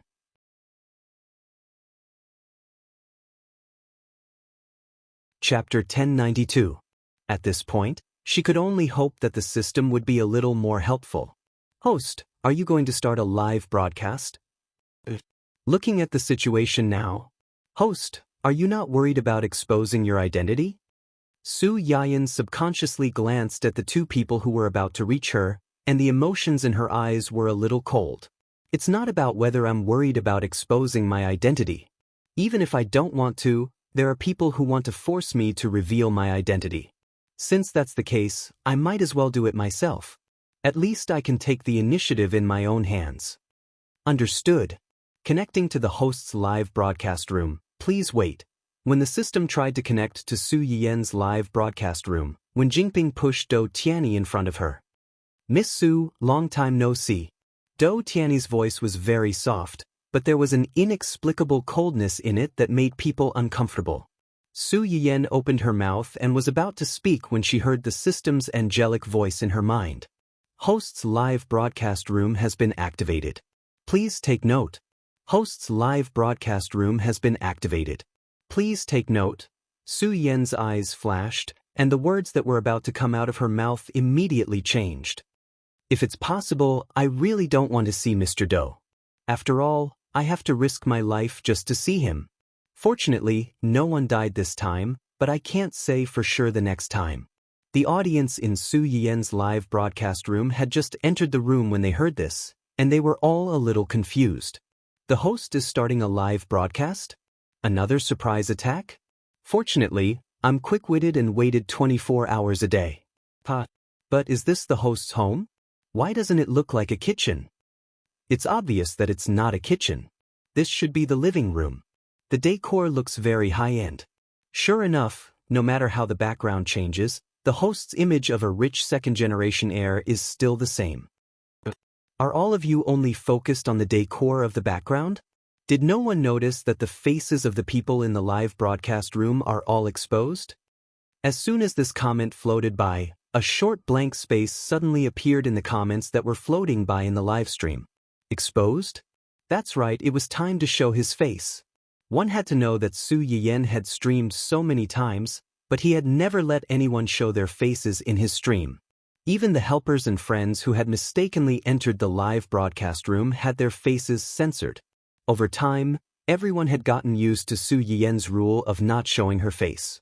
He had thought that he would never be able to see the streamer's face in this lifetime. Who would have thought that the streamer's face would not be covered during today's live broadcast? After a short period of silence, the bullet screen in the live broadcast room began to explode. Is this the host? Streamer. Where is the streamer? Which of these two women is the host? Why do I feel that the two women in the live broadcast room look so familiar? Could it be that the host's account was hacked? Hacked account? It can't be. Is the firewall of onlookers so weak? So, is the host here or not? Let's wait here for a while. I feel like there's something wrong with the atmosphere here. Something is wrong +1. Do Tianyi and the others had no idea that their every move had long been clearly captured by an invisible camera. There was nowhere to hide. Su Yiyan was not worried that they would find out. Although the system would occasionally screw up, it was still quite reliable at critical moments. Long before he connected her to the live broadcast room, he had already blocked the signal on the internet. The things that were originally used to guard against her had now backfired on him. Who knew how Do Tianyi would feel if he found out?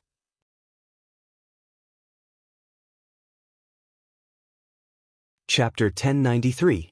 Do Tianyi could hear the sarcasm in Su Yiyan's words, but he didn't show any guilt or embarrassment on his face. To be precise, the angrier Su Yiyan was, the happier he was. If I could, I wouldn't want to meet Miss Su under such circumstances. It's clear that Miss Su is in a difficult situation. Miss Su also saw my physical condition. In order to survive, I had no choice but to invite Miss Su over in a rude way. Su Yiyan sneered. It turns out that a group of people chased my car for half an hour. During that time, they shot at my car countless times. After that, they violently hit my car, causing it to be scrapped. The driver in the car was seriously injured and unconscious. They ignored my wishes and forcibly brought me here. In Mr. Do's eyes, all of this can only be considered rude. It's really an eye-opener for me. Not long ago, the audience had been noisily discussing the identities of Su Yiyan and the others, as well as whether the host was in the live broadcast room. When they heard this, they were all shocked. Chasing the car? Shooting? Seriously injured and unconscious? Forcibly bringing her here? Wasn't this kidnapping?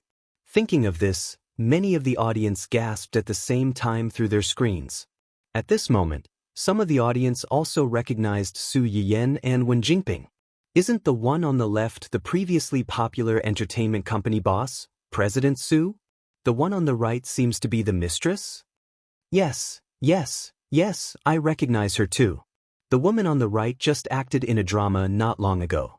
It was that lousy drama on Strawberry TV. It was axed before it finished airing and had a rushed ending. Now that you mention it, it seems to be true. It's really her. This person is too spoiled. Not only did she steal her fiancé, but she also seduced that Ding Juxi's married husband not long ago. He divorced and abandoned his wife and child. See XXX for details of the skinning post. F***CK, this person was actually a food host. Don't tell me, upstairs, stop thinking. Don't confuse this kind of spoiled brat with a streamer, okay? This person used to be a live streamer on Eater. Later, when she entered the entertainment industry, she was too arrogant. She courted death and caused trouble with the platform too much. The platform terminated her contract and directly blocked her live stream. However, you should still be able to find the footage of the previous screen recording. You can go and take a look. With her cooking skills, she's not even worthy of carrying shoes for our streamer. Don't try to scam her. Whether it was the kidnapping or the identities of the two people, they were all hot topics that could cause heated discussions. Therefore, even though they didn't get to watch the live stream that they had been longing for, The audience's discussion about this live stream continued to rise. Soon, it attracted the attention of many people. Huo Chenhuan was busy discussing with Zheng Qianyang how to identify the kidnapper and rescue Su Yiyan and her son. She should not have had time to pay attention to the outside world. However, ever since Su Yiyan's second livestream, he had set up an automatic reminder for Su Yiyan's livestream. Not long after Su Yiyan's livestream started, the familiar reminder sounded in time and attracted her attention. Huo Chenhuan didn't have time to think too much. He hurriedly opened the live stream and saw the person he had been longing for sitting in a slightly old villa hall. Opposite him were two people he couldn't be more familiar with. "Chenhuan, what's wrong?" Zheng Qianyang, who had been rushing out in a hurry, found that Huo Chenhuan had suddenly stopped and lagged behind. He turned to look at him in confusion. Huo Chenhuan looked away from the live stream with an extremely ugly expression. "Yan Yan and the child have been found."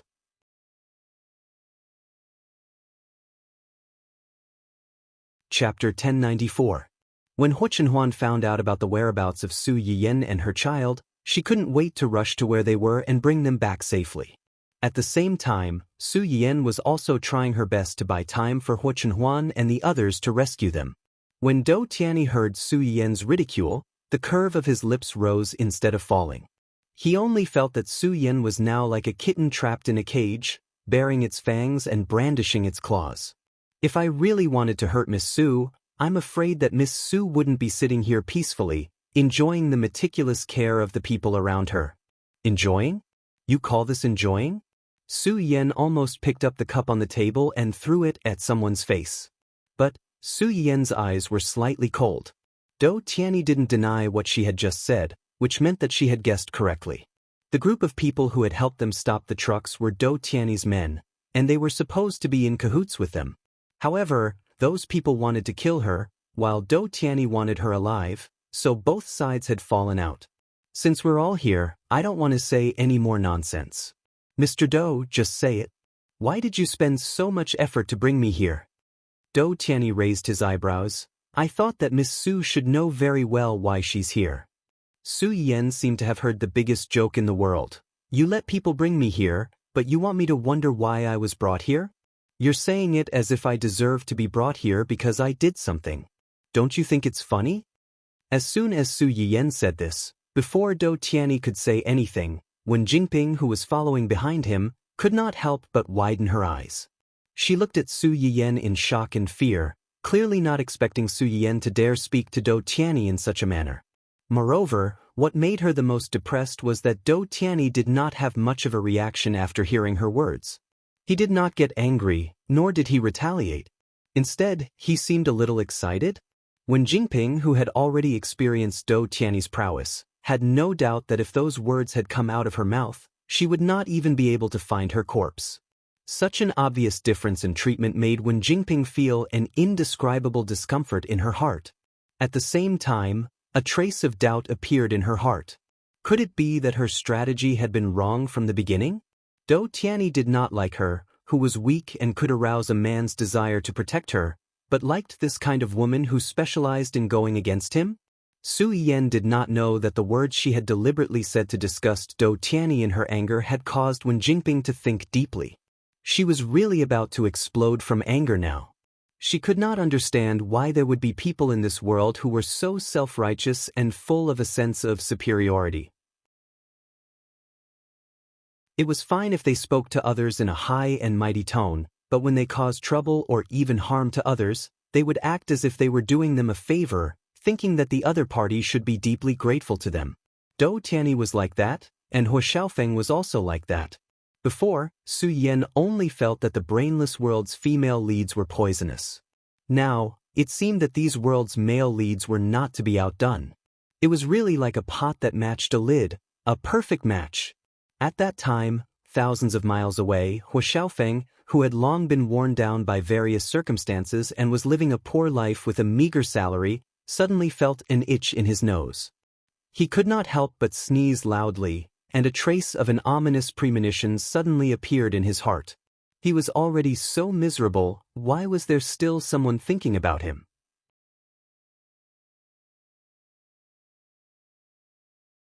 Chapter 1095. Dou Tianyi opened his mouth, but before he could speak, he suddenly coughed violently. Wen Jingping was shocked. She hurriedly stepped forward and wanted to reach out to pat his back to calm him down, but Li Yu, who had reacted first, beat her to it.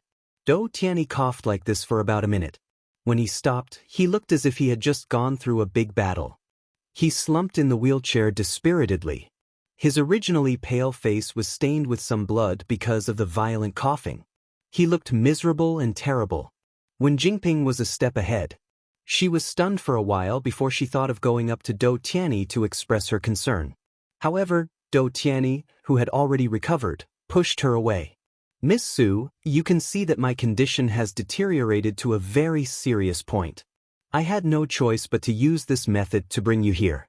I hope that in the future, Miss Su can cooperate with the family's private doctor to treat me and relieve my pain."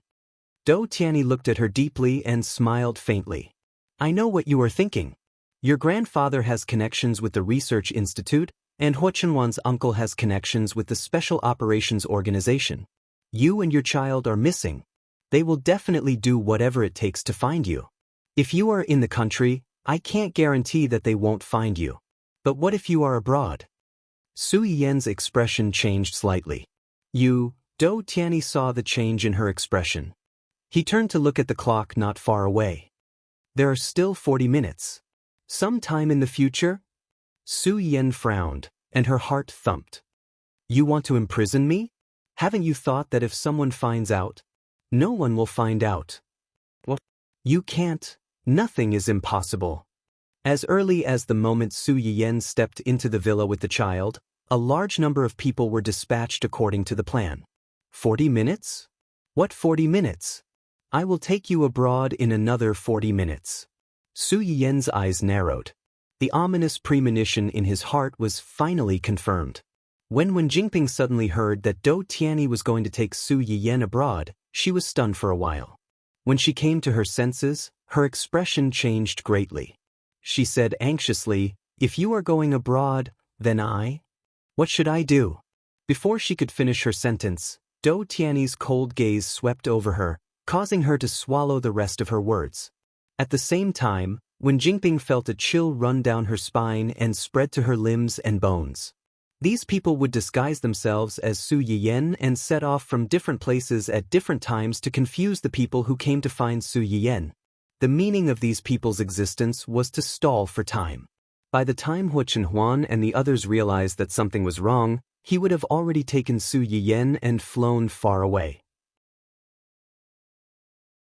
Even if they wanted to find her, they wouldn't know where to find her in such a short time. Dou Tianyi thought that his plan was flawless, but he would never have thought that everything he had painstakingly planned would be completely destroyed by an invisible camera. She knew very well that she was going to be abandoned by Dou Tianyi. But why? She was clearly the winner in life with the female lead script. According to the original trajectory of the world, she and Dou Tianyi were destined to be together. She was clearly the only one who could alleviate his illness and keep his life. Why would this man rather choose a married woman who had given birth than her? This woman, what right did she have?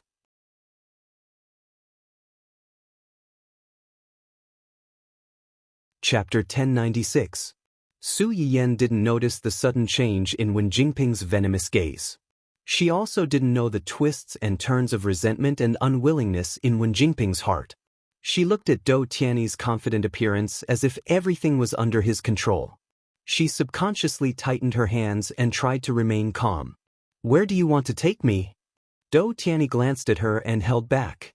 "You'll know when we get there." Su Yiyen chuckled. "Do you really think that as long as you take me out of the country and put me under house arrest, everything will be foolproof?" Dou Tianyi's expression changed a little because of Su Yiyen's words. "Let's not talk about the fact that the herbs I use to make the medicinal cuisine can only be obtained through specific channels, or that they can only be found in the country. Even if you can really take me out of the country without my family and a large number of search and rescue police officers, even the cleverest housewife can't cook without rice.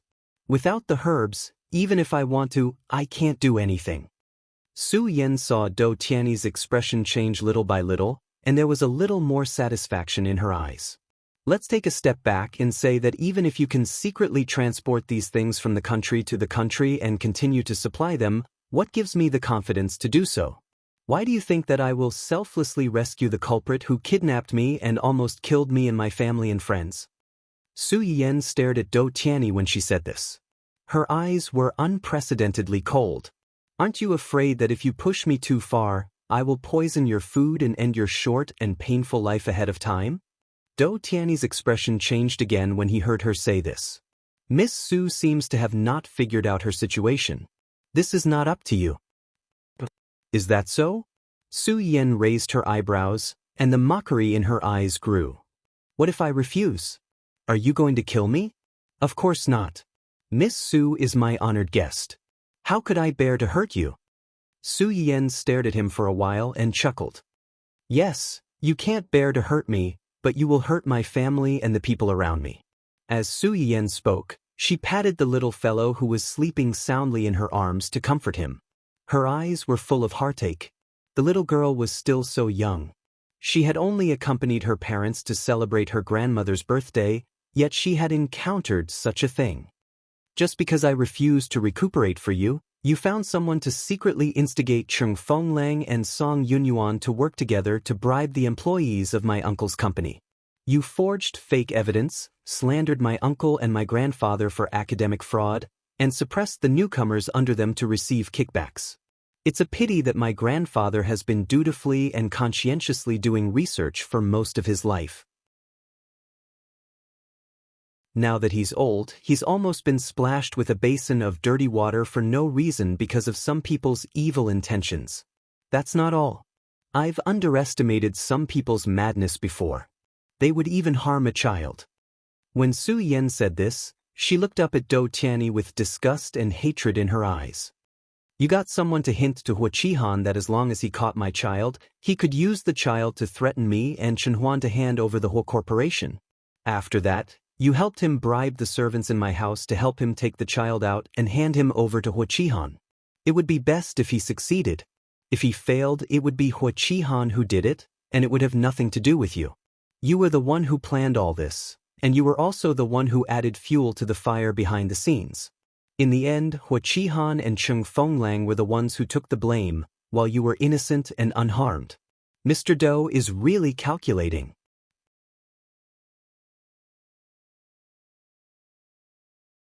Chapter 1097.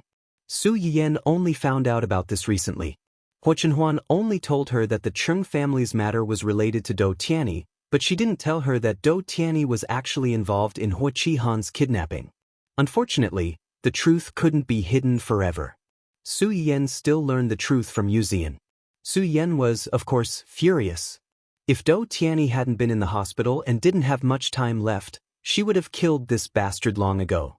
She didn't mention it on impulse, but she knew that everything they were doing and saying now was under surveillance. There was nowhere to hide. The two things that Su Yiyan mentioned were done very secretly by Dou Tianyi. Although Yu Ziyan and the others found clues, they didn't have enough evidence to prove that Dou Tianyi was involved and played a key role. There was no doubt that he was guilty. There were some things that one knew that the culprit was right in front of one's eyes, but because there were no clear witnesses or evidence, one could only watch him get away with it. There was nothing one could do. However, if the person involved could admit it personally, or if he accidentally let it slip under her provocation, then things would be different. And things were indeed as Su Yiyan expected. When Dou Tianyi heard her mention these things, he looked a little surprised. However, perhaps because he was in his own territory, he relaxed a little and felt that Su Yiyan was now a turtle in a jar. Everything she did was just a last-ditch effort. It seems that Miss Su already knows. Dou Tianyi glanced at Su Yiyan. Yes, I asked someone to do it. I asked someone to secretly tamper with your grandfather's house and your child's matter. However, you can't blame me for this. Miss Su, I told you a long time ago that I don't like being rejected, especially when my life is at stake. Miss Su, I'm not even 30 years old yet. For many people at this age, life is just about to begin. All their dreams are just about to be realized. Countless beautiful possibilities are waiting for them, but my life has already come to an end. I don't want to die, and I'm not willing to die like this. I just want to live. Do Tianyi said it pitifully, but Su Yan only felt sick of it. There was nothing wrong with a person wanting to live. It could even be said that wanting to live was a human's instinct. However, in order to live himself, he wantonly harmed others and even implicated innocent people to force her to submit. His actions, coupled with what he said now, was absurd, sick, selfish, and hypocritical. However, some people were moved by his words. They started sympathizing with him. After watching this for a long time, President Su is the host. The man sitting opposite the host was seriously ill and wanted the host to help treat him. The host refused due to various considerations, and in the end, she suffered from this person's revenge. The host's grandfather was originally a senior in the research institute. He was a person of virtue and prestige. In the end, he was smeared with fake evidence and almost lost his integrity because of a groundless accusation. The host's child was almost stolen? Oh my God, what kind of devil is this? I can't afford to offend him. What she says is the truth. Aren't you fans too brainless? Upstairs, I'm afraid you have late-stage cerebral palsy. Didn't you hear the host admit that he did all these bad things? How did it become the host's fault? This host's fans are of such quality. They just casually scold people? As expected, fans follow the host. I vomit.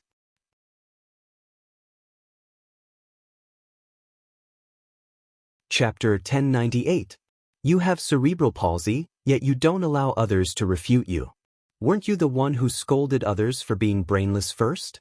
Are you blind or have intermittent amnesia?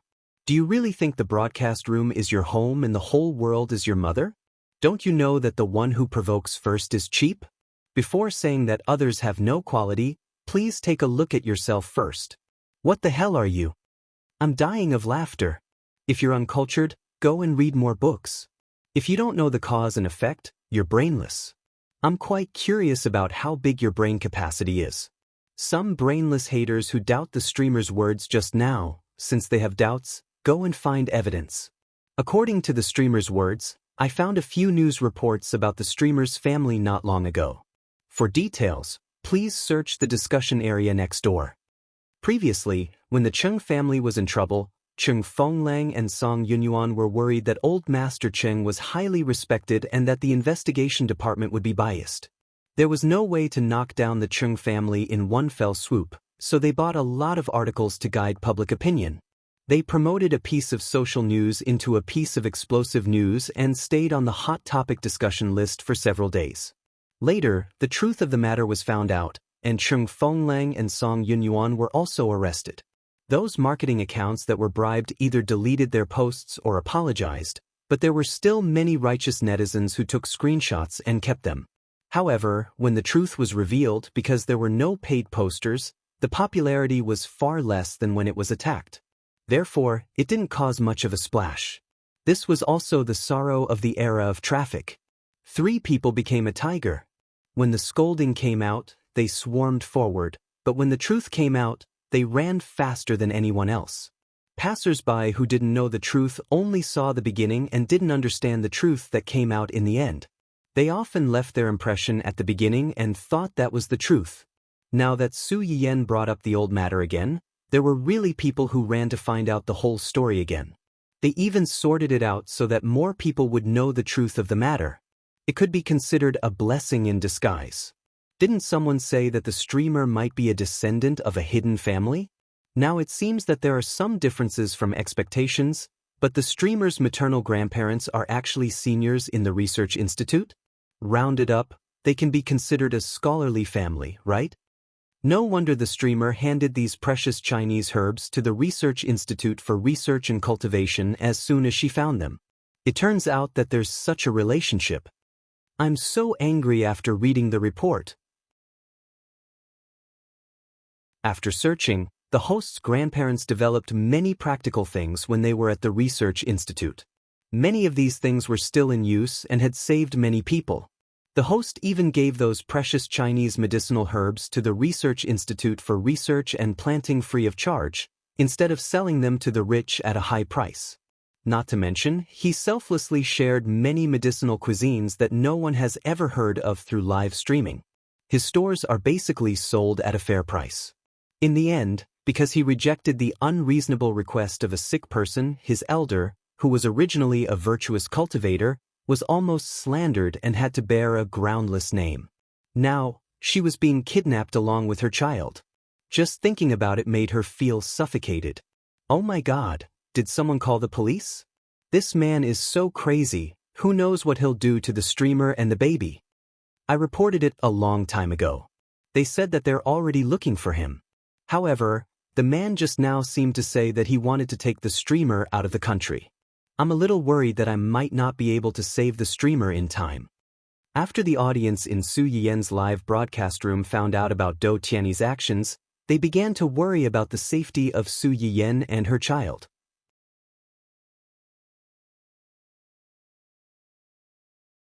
Chapter 1099. As for the matter of Hua Qihan stealing the child that Su Yiyen mentioned, this matter had always been kept a secret from the public because they needed to use Hua Qihan to find the culprits who killed Hua Chenhuan's parents. However, based on the current situation, this group of people had clearly found a new partner and were desperate enough to make a move on her and the child. Hua Qihan's side had probably come to an end and there was no need to continue hiding it. Su Yiyen's fans had not previously associated the streamer with the entertainment company's CEO, who had once caused a stir on the internet. Naturally, they did not pay much attention to Su Yiyen's family Hua. Now that he knew about it, he could turn those old memories upside down in a matter of minutes. How blind was the scumbag? He did not want their beautiful, gentle, virtuous, and culinary treasure like their streamer. Why did he have to pick up garbage in the green tea bucket? After the streamer tore apart the scumbag's mistress, she married the scumbag's uncle and became his aunt? Well done. The streamer from the gourmet section, who was now standing behind the kidnapper, was their streamer's love rival? To be precise, the original wife and the mistress? Hua Qihan did not have much to do with Su Yiyen in the outside world, but the title of the scumbag's father was enough to make people put on a biased view of this person. In the eyes of many people, the change of the head of the Hua Corporation was a secret of the rich and powerful, and brothers fighting for power. The scumbag's uncle was young, handsome, and loved the streamer very much. It was just that he had an accident before and his legs were disabled. However, he suddenly recovered not long after he married the streamer. It must be the streamer's credit. The audience broke out in a cold sweat for Su Yiyen while eating a big mouthful of melon with great interest. As a mother, I really can't stand such a thing. If someone dares to steal my child, I will definitely go crazy. I will risk my life to get my child back, even if I have to perish together with the other party. Don't say that this is some kind of family infighting. This is kidnapping and child stealing. Fortunately, they didn't succeed. Otherwise, they might have killed the hostage or thrown the child into some corner, making it impossible for the child to see his parents for the rest of his life. What's the difference between this and those human traffickers who steal children? If it was just this, there was nothing much to say about the winner and the loser. However, it was different when it involved stealing children. When the host was pregnant, she would occasionally broadcast live for us. It can be said that we watched the baby grow up bit by bit. This man actually encouraged others to steal the host's child just because the host refused to treat him. He's simply insane. Once the number of people increased, it naturally became a mix of good and bad. The die-hard viewers in Su Yiyen's live broadcast room all felt that Su Yiyen was right. They only criticized Do Tianyi and Hua Qihan in the live broadcast room. Su Yiyen's live broadcast room was very popular, but it also attracted a lot of envy. Coupled with the unique nature of her live broadcast, it didn't take long for her to attract a lot of viewers. In addition to Su Yiyen's loyal viewers, the number of viewers in Su Yiyen's livestream had already exceeded 8 digits. Especially those mothers with children. They put themselves in Su Yiyen's shoes and were all furious. However, there were also some who had a particularly strange way of thinking. After listening to Do Tianyi's pitiful story, they put the blame on Su Yiyen's head. It takes 2 hands to clap. She could have helped, but she didn't. This woman is really ruthless. I can tell that she's not a good person. She deserves to be retaliated against.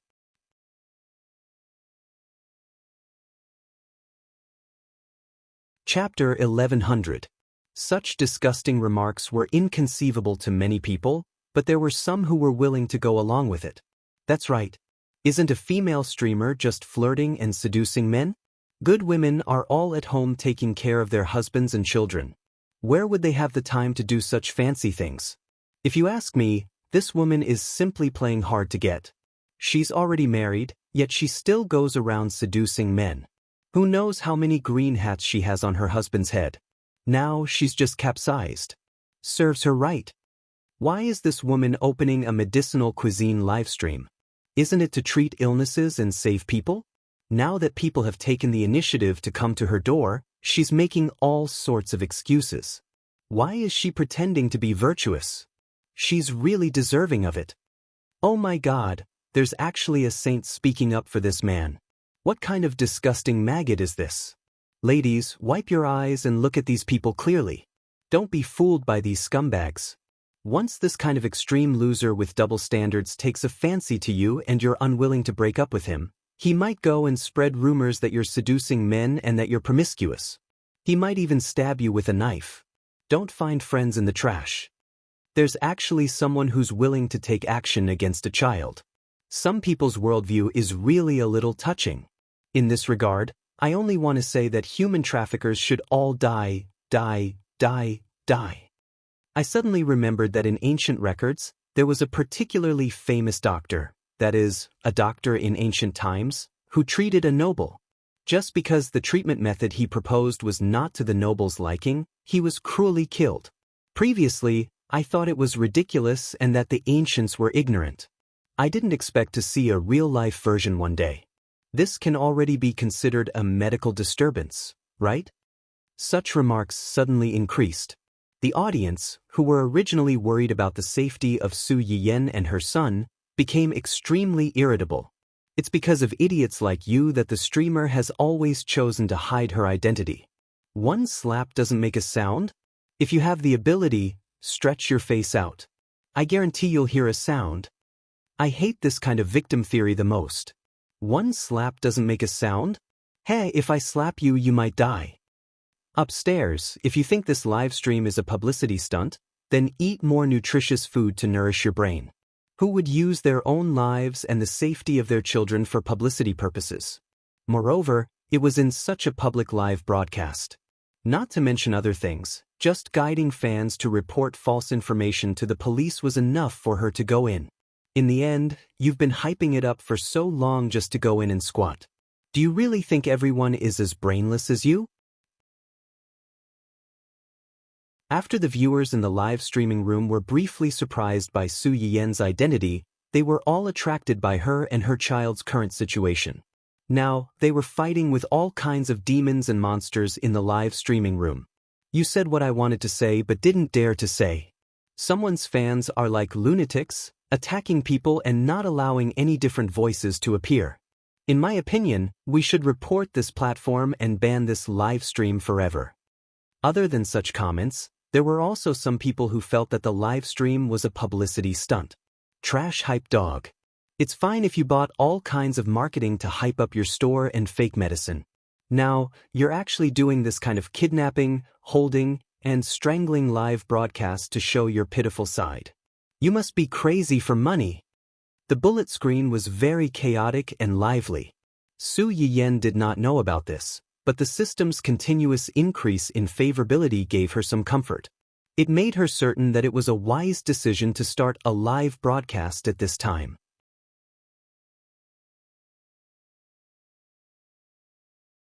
Chapter 1101. Su Yiyan calmed down and raised her head to look at Do Tianyi. She said solemnly, "I've already said that I can't help you. Your doctor should have already told you that your illness is incurable. At the very least, the current medical drugs are unable to achieve the effect of curing your illness. I'm just a normal person. I'm not even a doctor. I'm really not as good as you think." Do Tianyi didn't argue with Su Yiyan on this topic. He only said hoarsely, "Even if it can't be cured, I want to live a little longer. Then you should go to the research institute for help." Whether it's medicinal herbs or medicinal materials, I've already handed them over to the Research Institute to plant and promote. I'm just a dabbler in treating illnesses and saving people. The reason why I took these things out is because I don't want a bright pearl to be covered in dust. The Research Institute has pharmacologists and doctors who specialize in medicinal herbs. With decades of knowledge in these things, which one of them isn't better than me? Why do you have to be so stubborn to pester a layman like me? Dou Tianyi stared at Su Yiyan faintly. Miss Su's medical knowledge may not be as good as theirs, but your understanding of these things is more detailed than anyone else. So Miss Su doesn't need to feel any psychological pressure in this aspect. Other than Miss Su, I have a complete medical team by my side. They will choose the most suitable medical treatment according to Miss Su's prescription and my own physical condition.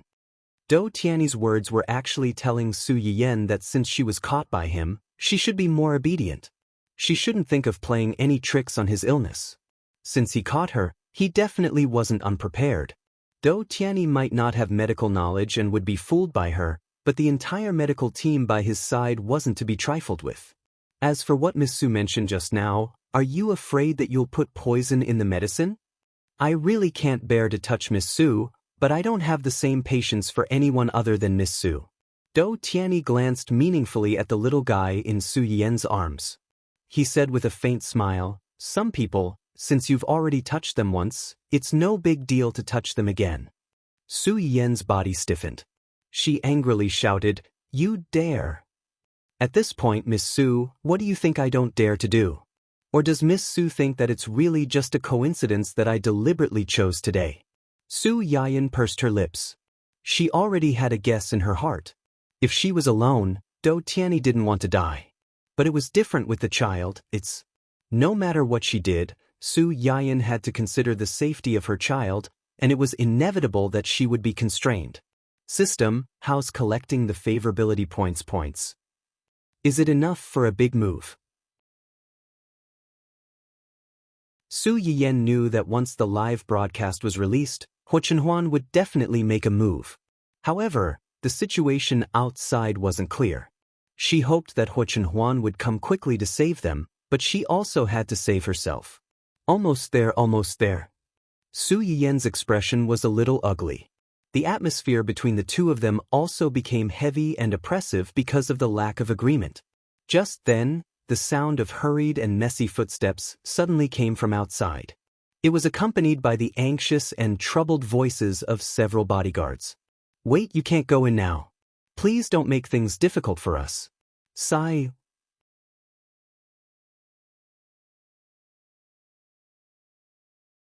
Chapter 1102. Su Yiyan keenly sensed that Dou Tianyi's expression had changed subtly because of the commotion outside. He gave Li Yu a look. Li Yu immediately understood and walked over to Su Yiyan. "Miss Su, please come over here." Su Yiyan narrowed her eyes and did not get up. "What happened?" "Please allow me to explain the details later. Let's leave here first. This is also for the safety of you and the child. Don't worry, we won't do anything to you for the time being." For the time being? That meant that they could still do something to her in the future. Su Yiyan understood what he meant. Her eyes flashed coldly, but she also felt that the commotion outside was not right. She carried the child and went upstairs with Li Yu. However, she was still a step too late. Bang! The sudden gunshot not only scared the child who was sleeping soundly in Su Yiyan's arms, but it also scared the audience and Huo Chenhuan who were worried about the safety of Su Yiyan and her son in the livestream. What was that sound? Did they fire a shot? Where's the rescue team? Why hasn't anyone gone to save them? What will happen to the host and the baby? I didn't think much of it when they stole the child. I didn't expect a gun to appear now. What kind of people did the host provoke? Why is it so dangerous? That's right. When I heard that this group of people wanted to kidnap the host and send her abroad, I already felt that this group of people was too unscrupulous. I didn't expect them to have firearms. D***, will the host and the baby's life be in danger? Or are they? Is there anyone who can save them? The anxious cries of Su Yiyan's fans were also what Huo Chenhuan was thinking at the moment. The moment he heard the gunshot, his whole heart trembled. When he reacted, his eyes were red. He only urged the driver to go faster, faster. Although the driver didn't know why the situation on the victim's side was broadcasted so clearly and why the kidnappers didn't notice anything, he knew that the situation was urgent, so he stepped on the accelerator with all his might. The little guy, who was awakened by the noise, opened his eyes and burst into tears. Su Yiyen's attention was also drawn back. She anxiously comforted the child while trying to guess the identity of the person who had come. The more he thought about it, the colder his hands and feet became. Coming here at this time with such ill intentions, could it be, just as he was thinking about it, the culprit who had scared the child to tears rushed in? It was a tanned and muscular man with a large scar on the left side of his face. As soon as he entered, he aimed his weapon at Do Tianyi. The group of people behind him also raised their weapons and pointed them at the other people in the room. Li Yu and the others were still fine. Although their expressions were ugly, they were still able to maintain their calm. Wen Jingping didn't have such a good psychological quality. When she saw the person's posture, her legs went weak and she almost fell to the ground. She subconsciously held Do Tianyi's wheelchair to steady herself, but when she saw the person pointing his weapon at Do Tianyi, she reflexively retracted her hand and even took 2 steps back with a pale face. She wanted to distance herself from Do Tianyi and distance herself from him. Do Tianyi saw her reaction, but he didn't care too much. Or it could be said that he didn't have any expectations for Wen Jingping in the first place. He looked up at the scarred man and chuckled. "Mr. Yi, what do you mean by this? You just finished your job and you want to get rid of the donkey after it has left the millstone. Isn't that too unkind?"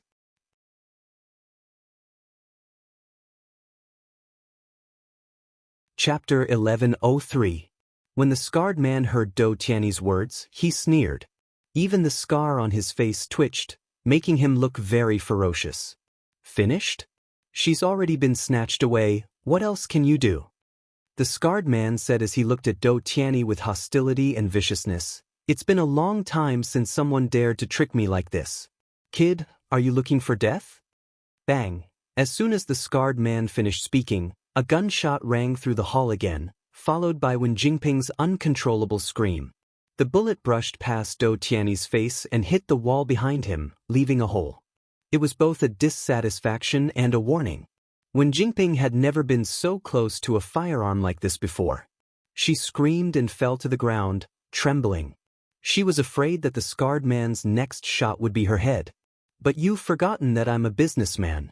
A businessman never does business that loses money.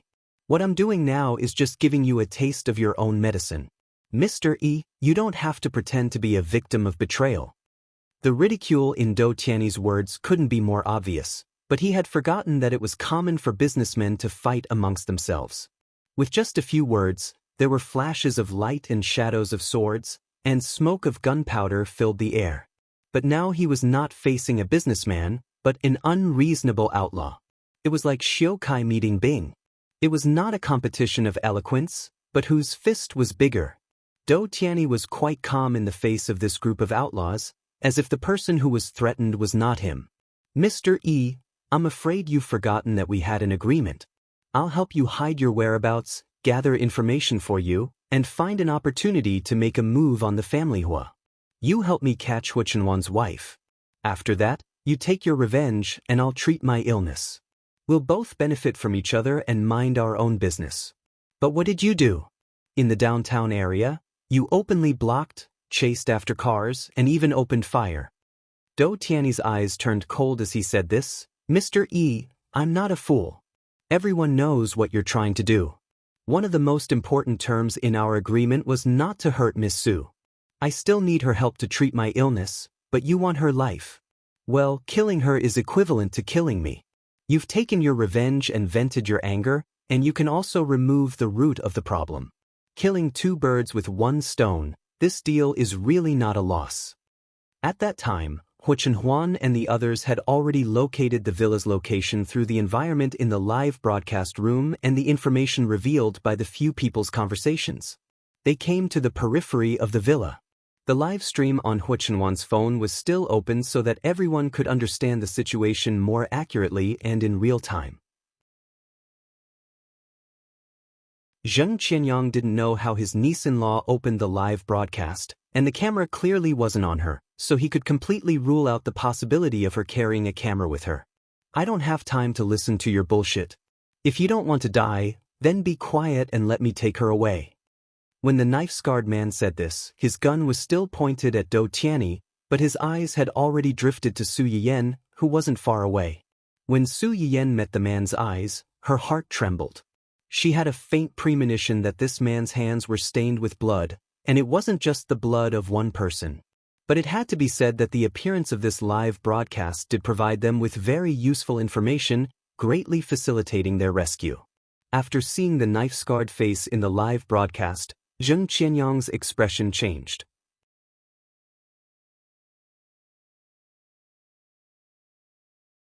Chapter 1104. It's really this guy. Hua Chenhuan's eyes flashed when she heard Zheng Qianyang's words. She asked coldly, "Do you know him?" Zheng Qianyang hesitated for a moment, but still chose to tell the truth. 3 days ago, with the cooperation of the police, my men used Hua Qihan to lure out that group of people. The situation at that time was very dangerous. The biggest leader was killed on the spot while escaping, but it was inevitable that a few of them escaped. Hua Chenhuan's face was terrifyingly gloomy.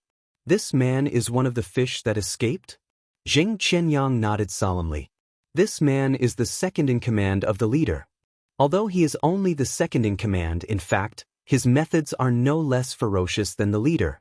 Even the leader is old and no longer restrains his subordinates as much as before. In recent years, many things have been handled by this man.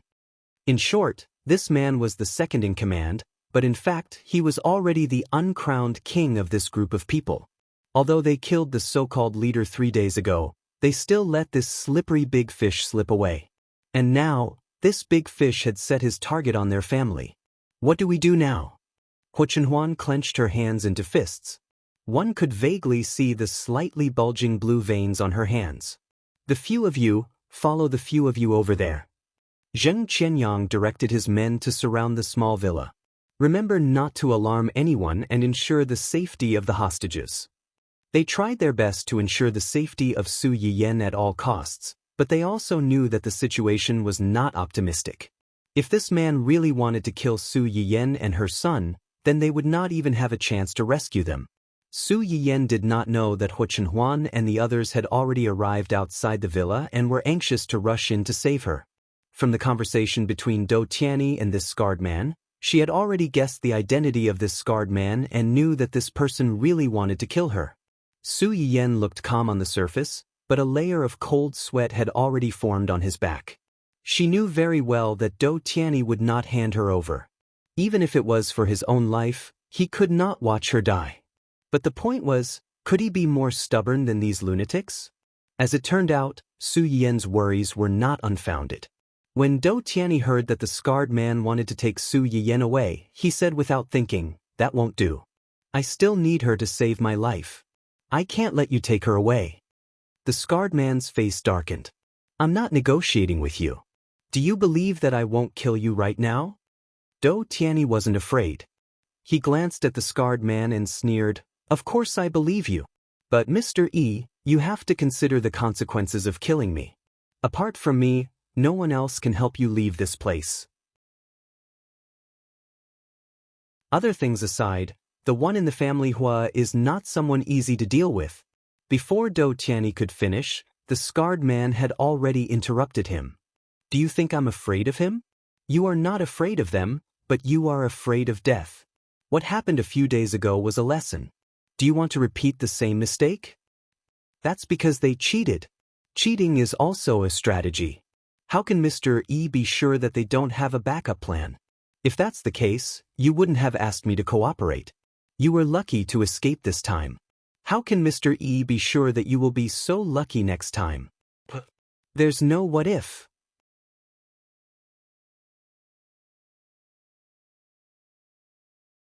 Chapter 1105. Dou Tianyi raised his eyebrows and chuckled, "Don't be so full of yourself. Even a rabbit will bite when cornered, let alone a mad dog. You killed his wife and child, he will kill you no matter what. When that time comes, I'm afraid Mr. E won't be able to escape. When Su Yiyan heard Do Tianyi describe Hu Chenhuan as a mad dog, his face darkened and a chill flashed through his eyes. When the knife-scarred man heard him say that, he was stunned. Soon after, he seemed to have thought of something and suddenly laughed. Mad dog? That's an apt description. Everyone says that nephew is like uncle. Zheng Qianyang is a mad dog, his nephew is also a mad dog. When Su Yiyan heard this person mention Zheng Qianyang, his heart sank. He was almost certain of this knife-scarred man's identity. At this moment, the knife-scarred man suddenly raised his head and looked over. The two people's eyes met unexpectedly. Su Yiyan pursed his lips and his heart sank. Fortunately, the knife-scarred man's gaze didn't linger for too long. He quickly turned his attention back to Do Tianyi. He even put away the weapon that was originally pointed at him and took the initiative to walk to the sofa opposite Do Tianyi and sit down. Kid, you're a smart person. Since you dare to say that, are you sure you can escape unscathed? Of course. A light flashed through the knife-scarred man's eyes. What are you going to do? Do Tianyi raised his head and looked at the clock. In 10 minutes, Miss Su and I will take a private jet and leave here. Before that, there will be people who will help us lure away those bugs that are chasing after us. If Mr. E doesn't mind, you can leave with us. Leave with you on a private jet? Do Tianyi smiled faintly and shook his head. The knife-scarred man frowned. No. To be precise, we'll leave together, but not on the same plane. I've specially prepared a private jet for Mr. E to make it convenient for Mr. E to choose where to stay. If Do Tianyi wanted to escape, he naturally could not openly apply for the route on the surface. Otherwise, when Hu Chenhuan and the others reacted, they would be able to find out where they had gone. Wouldn't all their previous arrangements be in vain? The reason why he arranged another plane for the knife-scarred man and the others was that he wanted to get on the knife-scarred man's good side and let him know that he was the only one who could help him get out of this predicament. He wanted to emphasize his value so that the knife-scarred man wouldn't dare touch him. Secondly, it was to ensure his own safety. Do Tianyi knew that if the knife-scarred man wanted to leave, he would definitely have his own way. As long as he wanted to, he would definitely be able to solve the problem of the flight route. The difficult part was that even the cleverest housewife could not cook without rice. Now that he had given him a way out, he would naturally be able to find a way out. Furthermore, his connections would definitely not coincide with his own. When the time came, they would not be on the same plane and no one would know where they went. Even if this group of desperados wanted to burn the bridge after crossing the river, they would not be able to do anything. How could the scarred man not see through Do Tianyi's little scheme, but what he was more concerned about was, "You're guarding against me." It's not that I'm guarding against you, I just want to ensure the safety of myself and Miss Su. Mr. E, don't tell me you're scared? Provocation won't work on me, I'm just scared. The plane is yours, and you won't be on the same plane as us. If the sky explodes, who can I reason with? You have to come with us. That's impossible. I'm not negotiating with you, I'm ordering you. I'm ordering you to come with us. The two of them had created a temporary harmony because of their escape, but now they were at daggers drawn because of their differences in escape arrangements.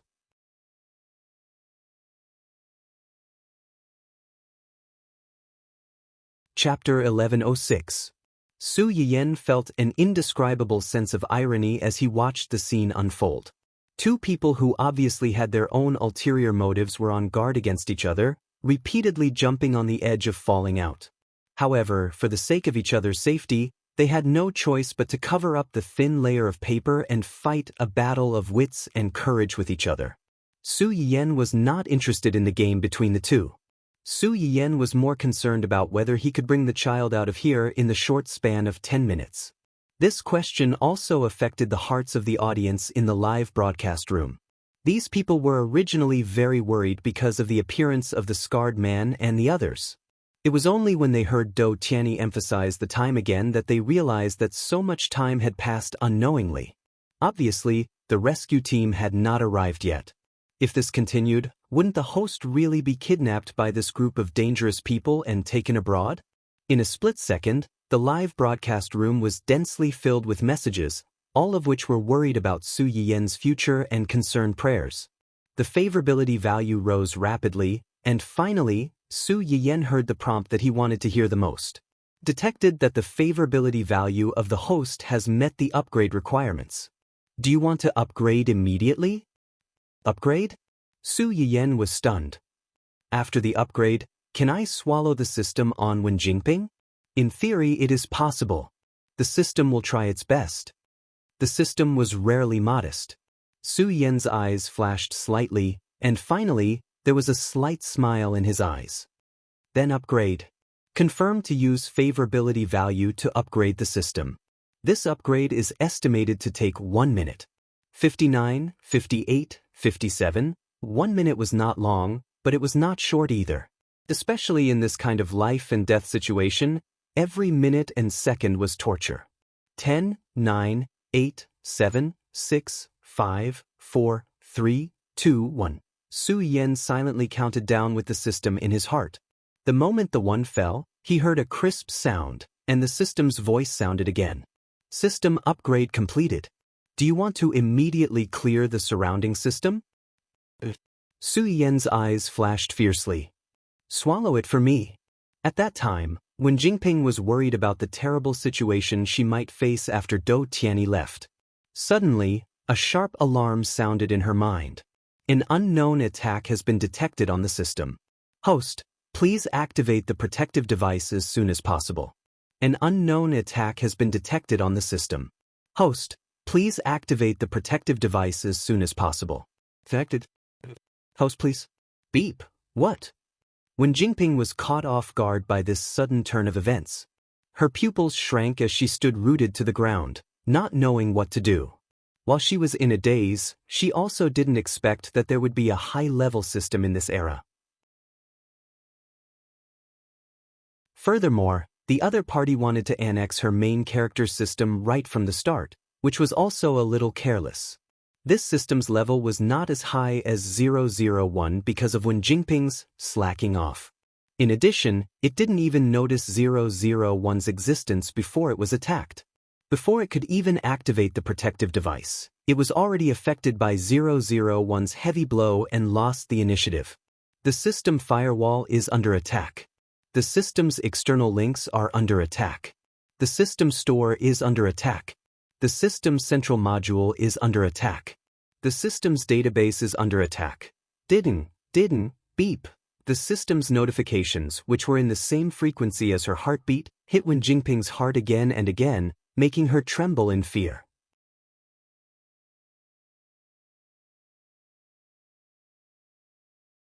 Chapter 1107. What followed was the gradual collapse of the regional modules of the system and the distortion of the damage warnings. System damage rate, 20%. 40%. 68%. 89%. As the host of the system, Wen Jingping suddenly heard a sharp and shrill cry when the system's internal damage rate reached 100%.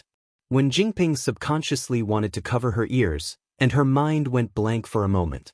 At this moment, Su Yiyen also received the good news from the system. System integration has reached 100%. The system store has been updated. The host can now exchange for items in the store for self-protection. Su Yiyen's eyes lit up when she heard the notification.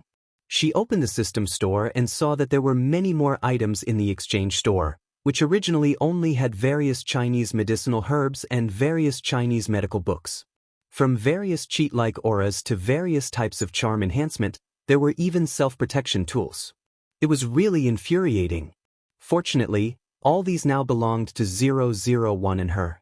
Wen Jingping had a good hand and played it badly because when the system found her, she was in a period of depression where everyone wanted to beat her up. It was already good enough that people did not hate her, let alone have a good impression of her. Su Yiyen was different.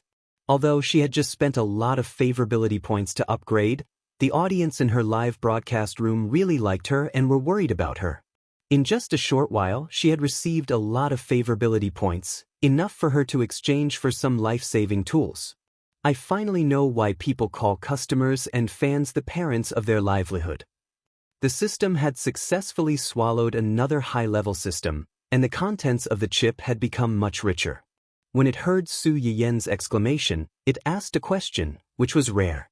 Why? They can save lives at critical moments. Not only were they self-producing, but they could also save lives at critical moments.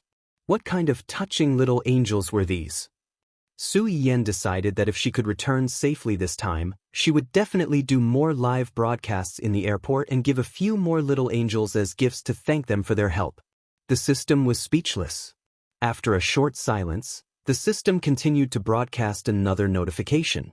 Congratulations to the host for snatching the female protagonist's Goldfinger, progress +9. Current progress, 99%. The task of snatching the Goldfinger is about to be completed. Once completed, the host and his partner will completely replace the male and female protagonists as the pillars of the world and enjoy the various benefits of the protagonist's aura. After 001 swallowed Wen Jingping's system, the progress bar of snatching the Goldfinger had only jumped to 99. What was the last 1%? There was also the various benefits of the protagonist's aura? What benefits? Luck, promotion and wealth, a happy family. I don't lack of these now. What else can I get? These benefits feel a little useless? The system was speechless. You're still complaining about this? Do you want to go to heaven? The male and female protagonists of this world possess the world's providence, so their benefits are naturally not limited to this. Su Yiyen raised an eyebrow. For example, you'll definitely win a prize if you buy a lottery ticket, you won't die if you jump off a cliff, you won't lose in the ring, you'll definitely miss when you're under a hail of bullets, and you'll definitely pick up money not long after you leave the house. Cannon fodder will suffer when they see the host, and bullets will take a detour when they see the host. Su Yiyen was speechless. Are you even human? Su Yiyen was overjoyed that she had found a way to save her life. She was already planning to get the last 1%. On the other hand, Wen Jingping was in a miserable state.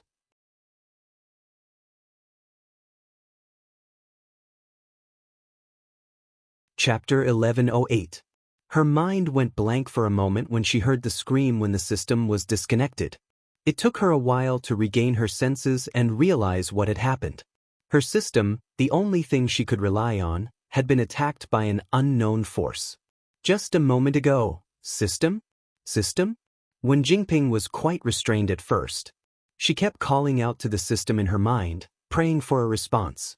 After calling out a dozen times without any response, Wen Jingping finally panicked. How could this be? How could this be? Impossible, impossible. System, where are you? Don't hide, don't scare me. Come out, system, come out. Wen Jingping's scream broke the standoff between Do Tianyi and the scarred man Mr. E. Do Tianyi frowned and gave Li Yu a look. Li Yu quickly went forward and grabbed Wen Jingping's hand to stop her from running around. Miss Wen, what are you doing? Calm down. How could Wen Jingping calm down at a time like this? She grabbed Li Yu's hand and said anxiously, my system is gone, my system is gone, someone stole it, stole it. Li Yu listened to her incoherent words and said impatiently, what system? Who stole your thing? Miss Wen, calm down first. No matter what you lost, now is not the time to talk about it. Let's wait for the boss to finish talking before we talk about your problem, okay? No, we can't wait. Someone stole my system. Someone stole my system. Who is it? Who is it? Wen Jingping said as she pushed Li Yu away and grabbed the hand of another person beside her. Is it you? Is it you? Or is it you? Wen Jingping was like a headless fly, chasing people around and asking questions. Even the fugitives that she was afraid of before became the targets of her suspicions. In the eyes of the crowd, this scene was like a crazy woman who had lost her mind and suddenly went crazy. Do Tianyi and the knife-scarred man were already unhappy because they couldn't reach an agreement on the topic. Now that they saw Wen Jingping crazily pulling people everywhere, they frowned at the same time. In the end, it was Li Yu who broke out in cold sweat. She directly ordered a few bodyguards to go forward and grab Wen Jingping, who still wanted to run around, and take her away first. Wen Jingping still wanted to struggle, but her strength was no match for these strong bodyguards. She could only follow them out.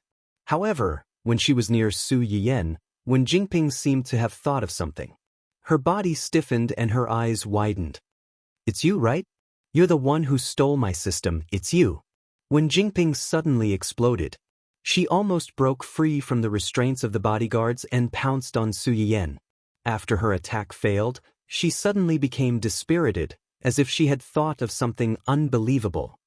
I should have thought of it, I should have thought of it. She had transmigrated from the 21st century to this era of universal nutritional supplements. Although she had the script of a poor Cinderella, she had come into contact with the rich second-generation Huo Xiaofeng. She had relied on her home-cooked cooking skills to support herself and had accumulated many fans for herself. Everything was going well. Everything she had experienced told her that she had transmigrated with luck. One day, she would climb to the top and become a person above others. However, all of this had unknowingly gone off the rails. Since when did it start? You're tuning in to the Passion Pages YouTube channel. We're so grateful for your support, and don't forget to subscribe to join us on this incredible journey through captivating stories. Your generosity through donations truly makes a world of difference, as it's the primary source of revenue that allows me to expand and enhance this channel for you. Thank you from the bottom of my heart for being a part of this adventure.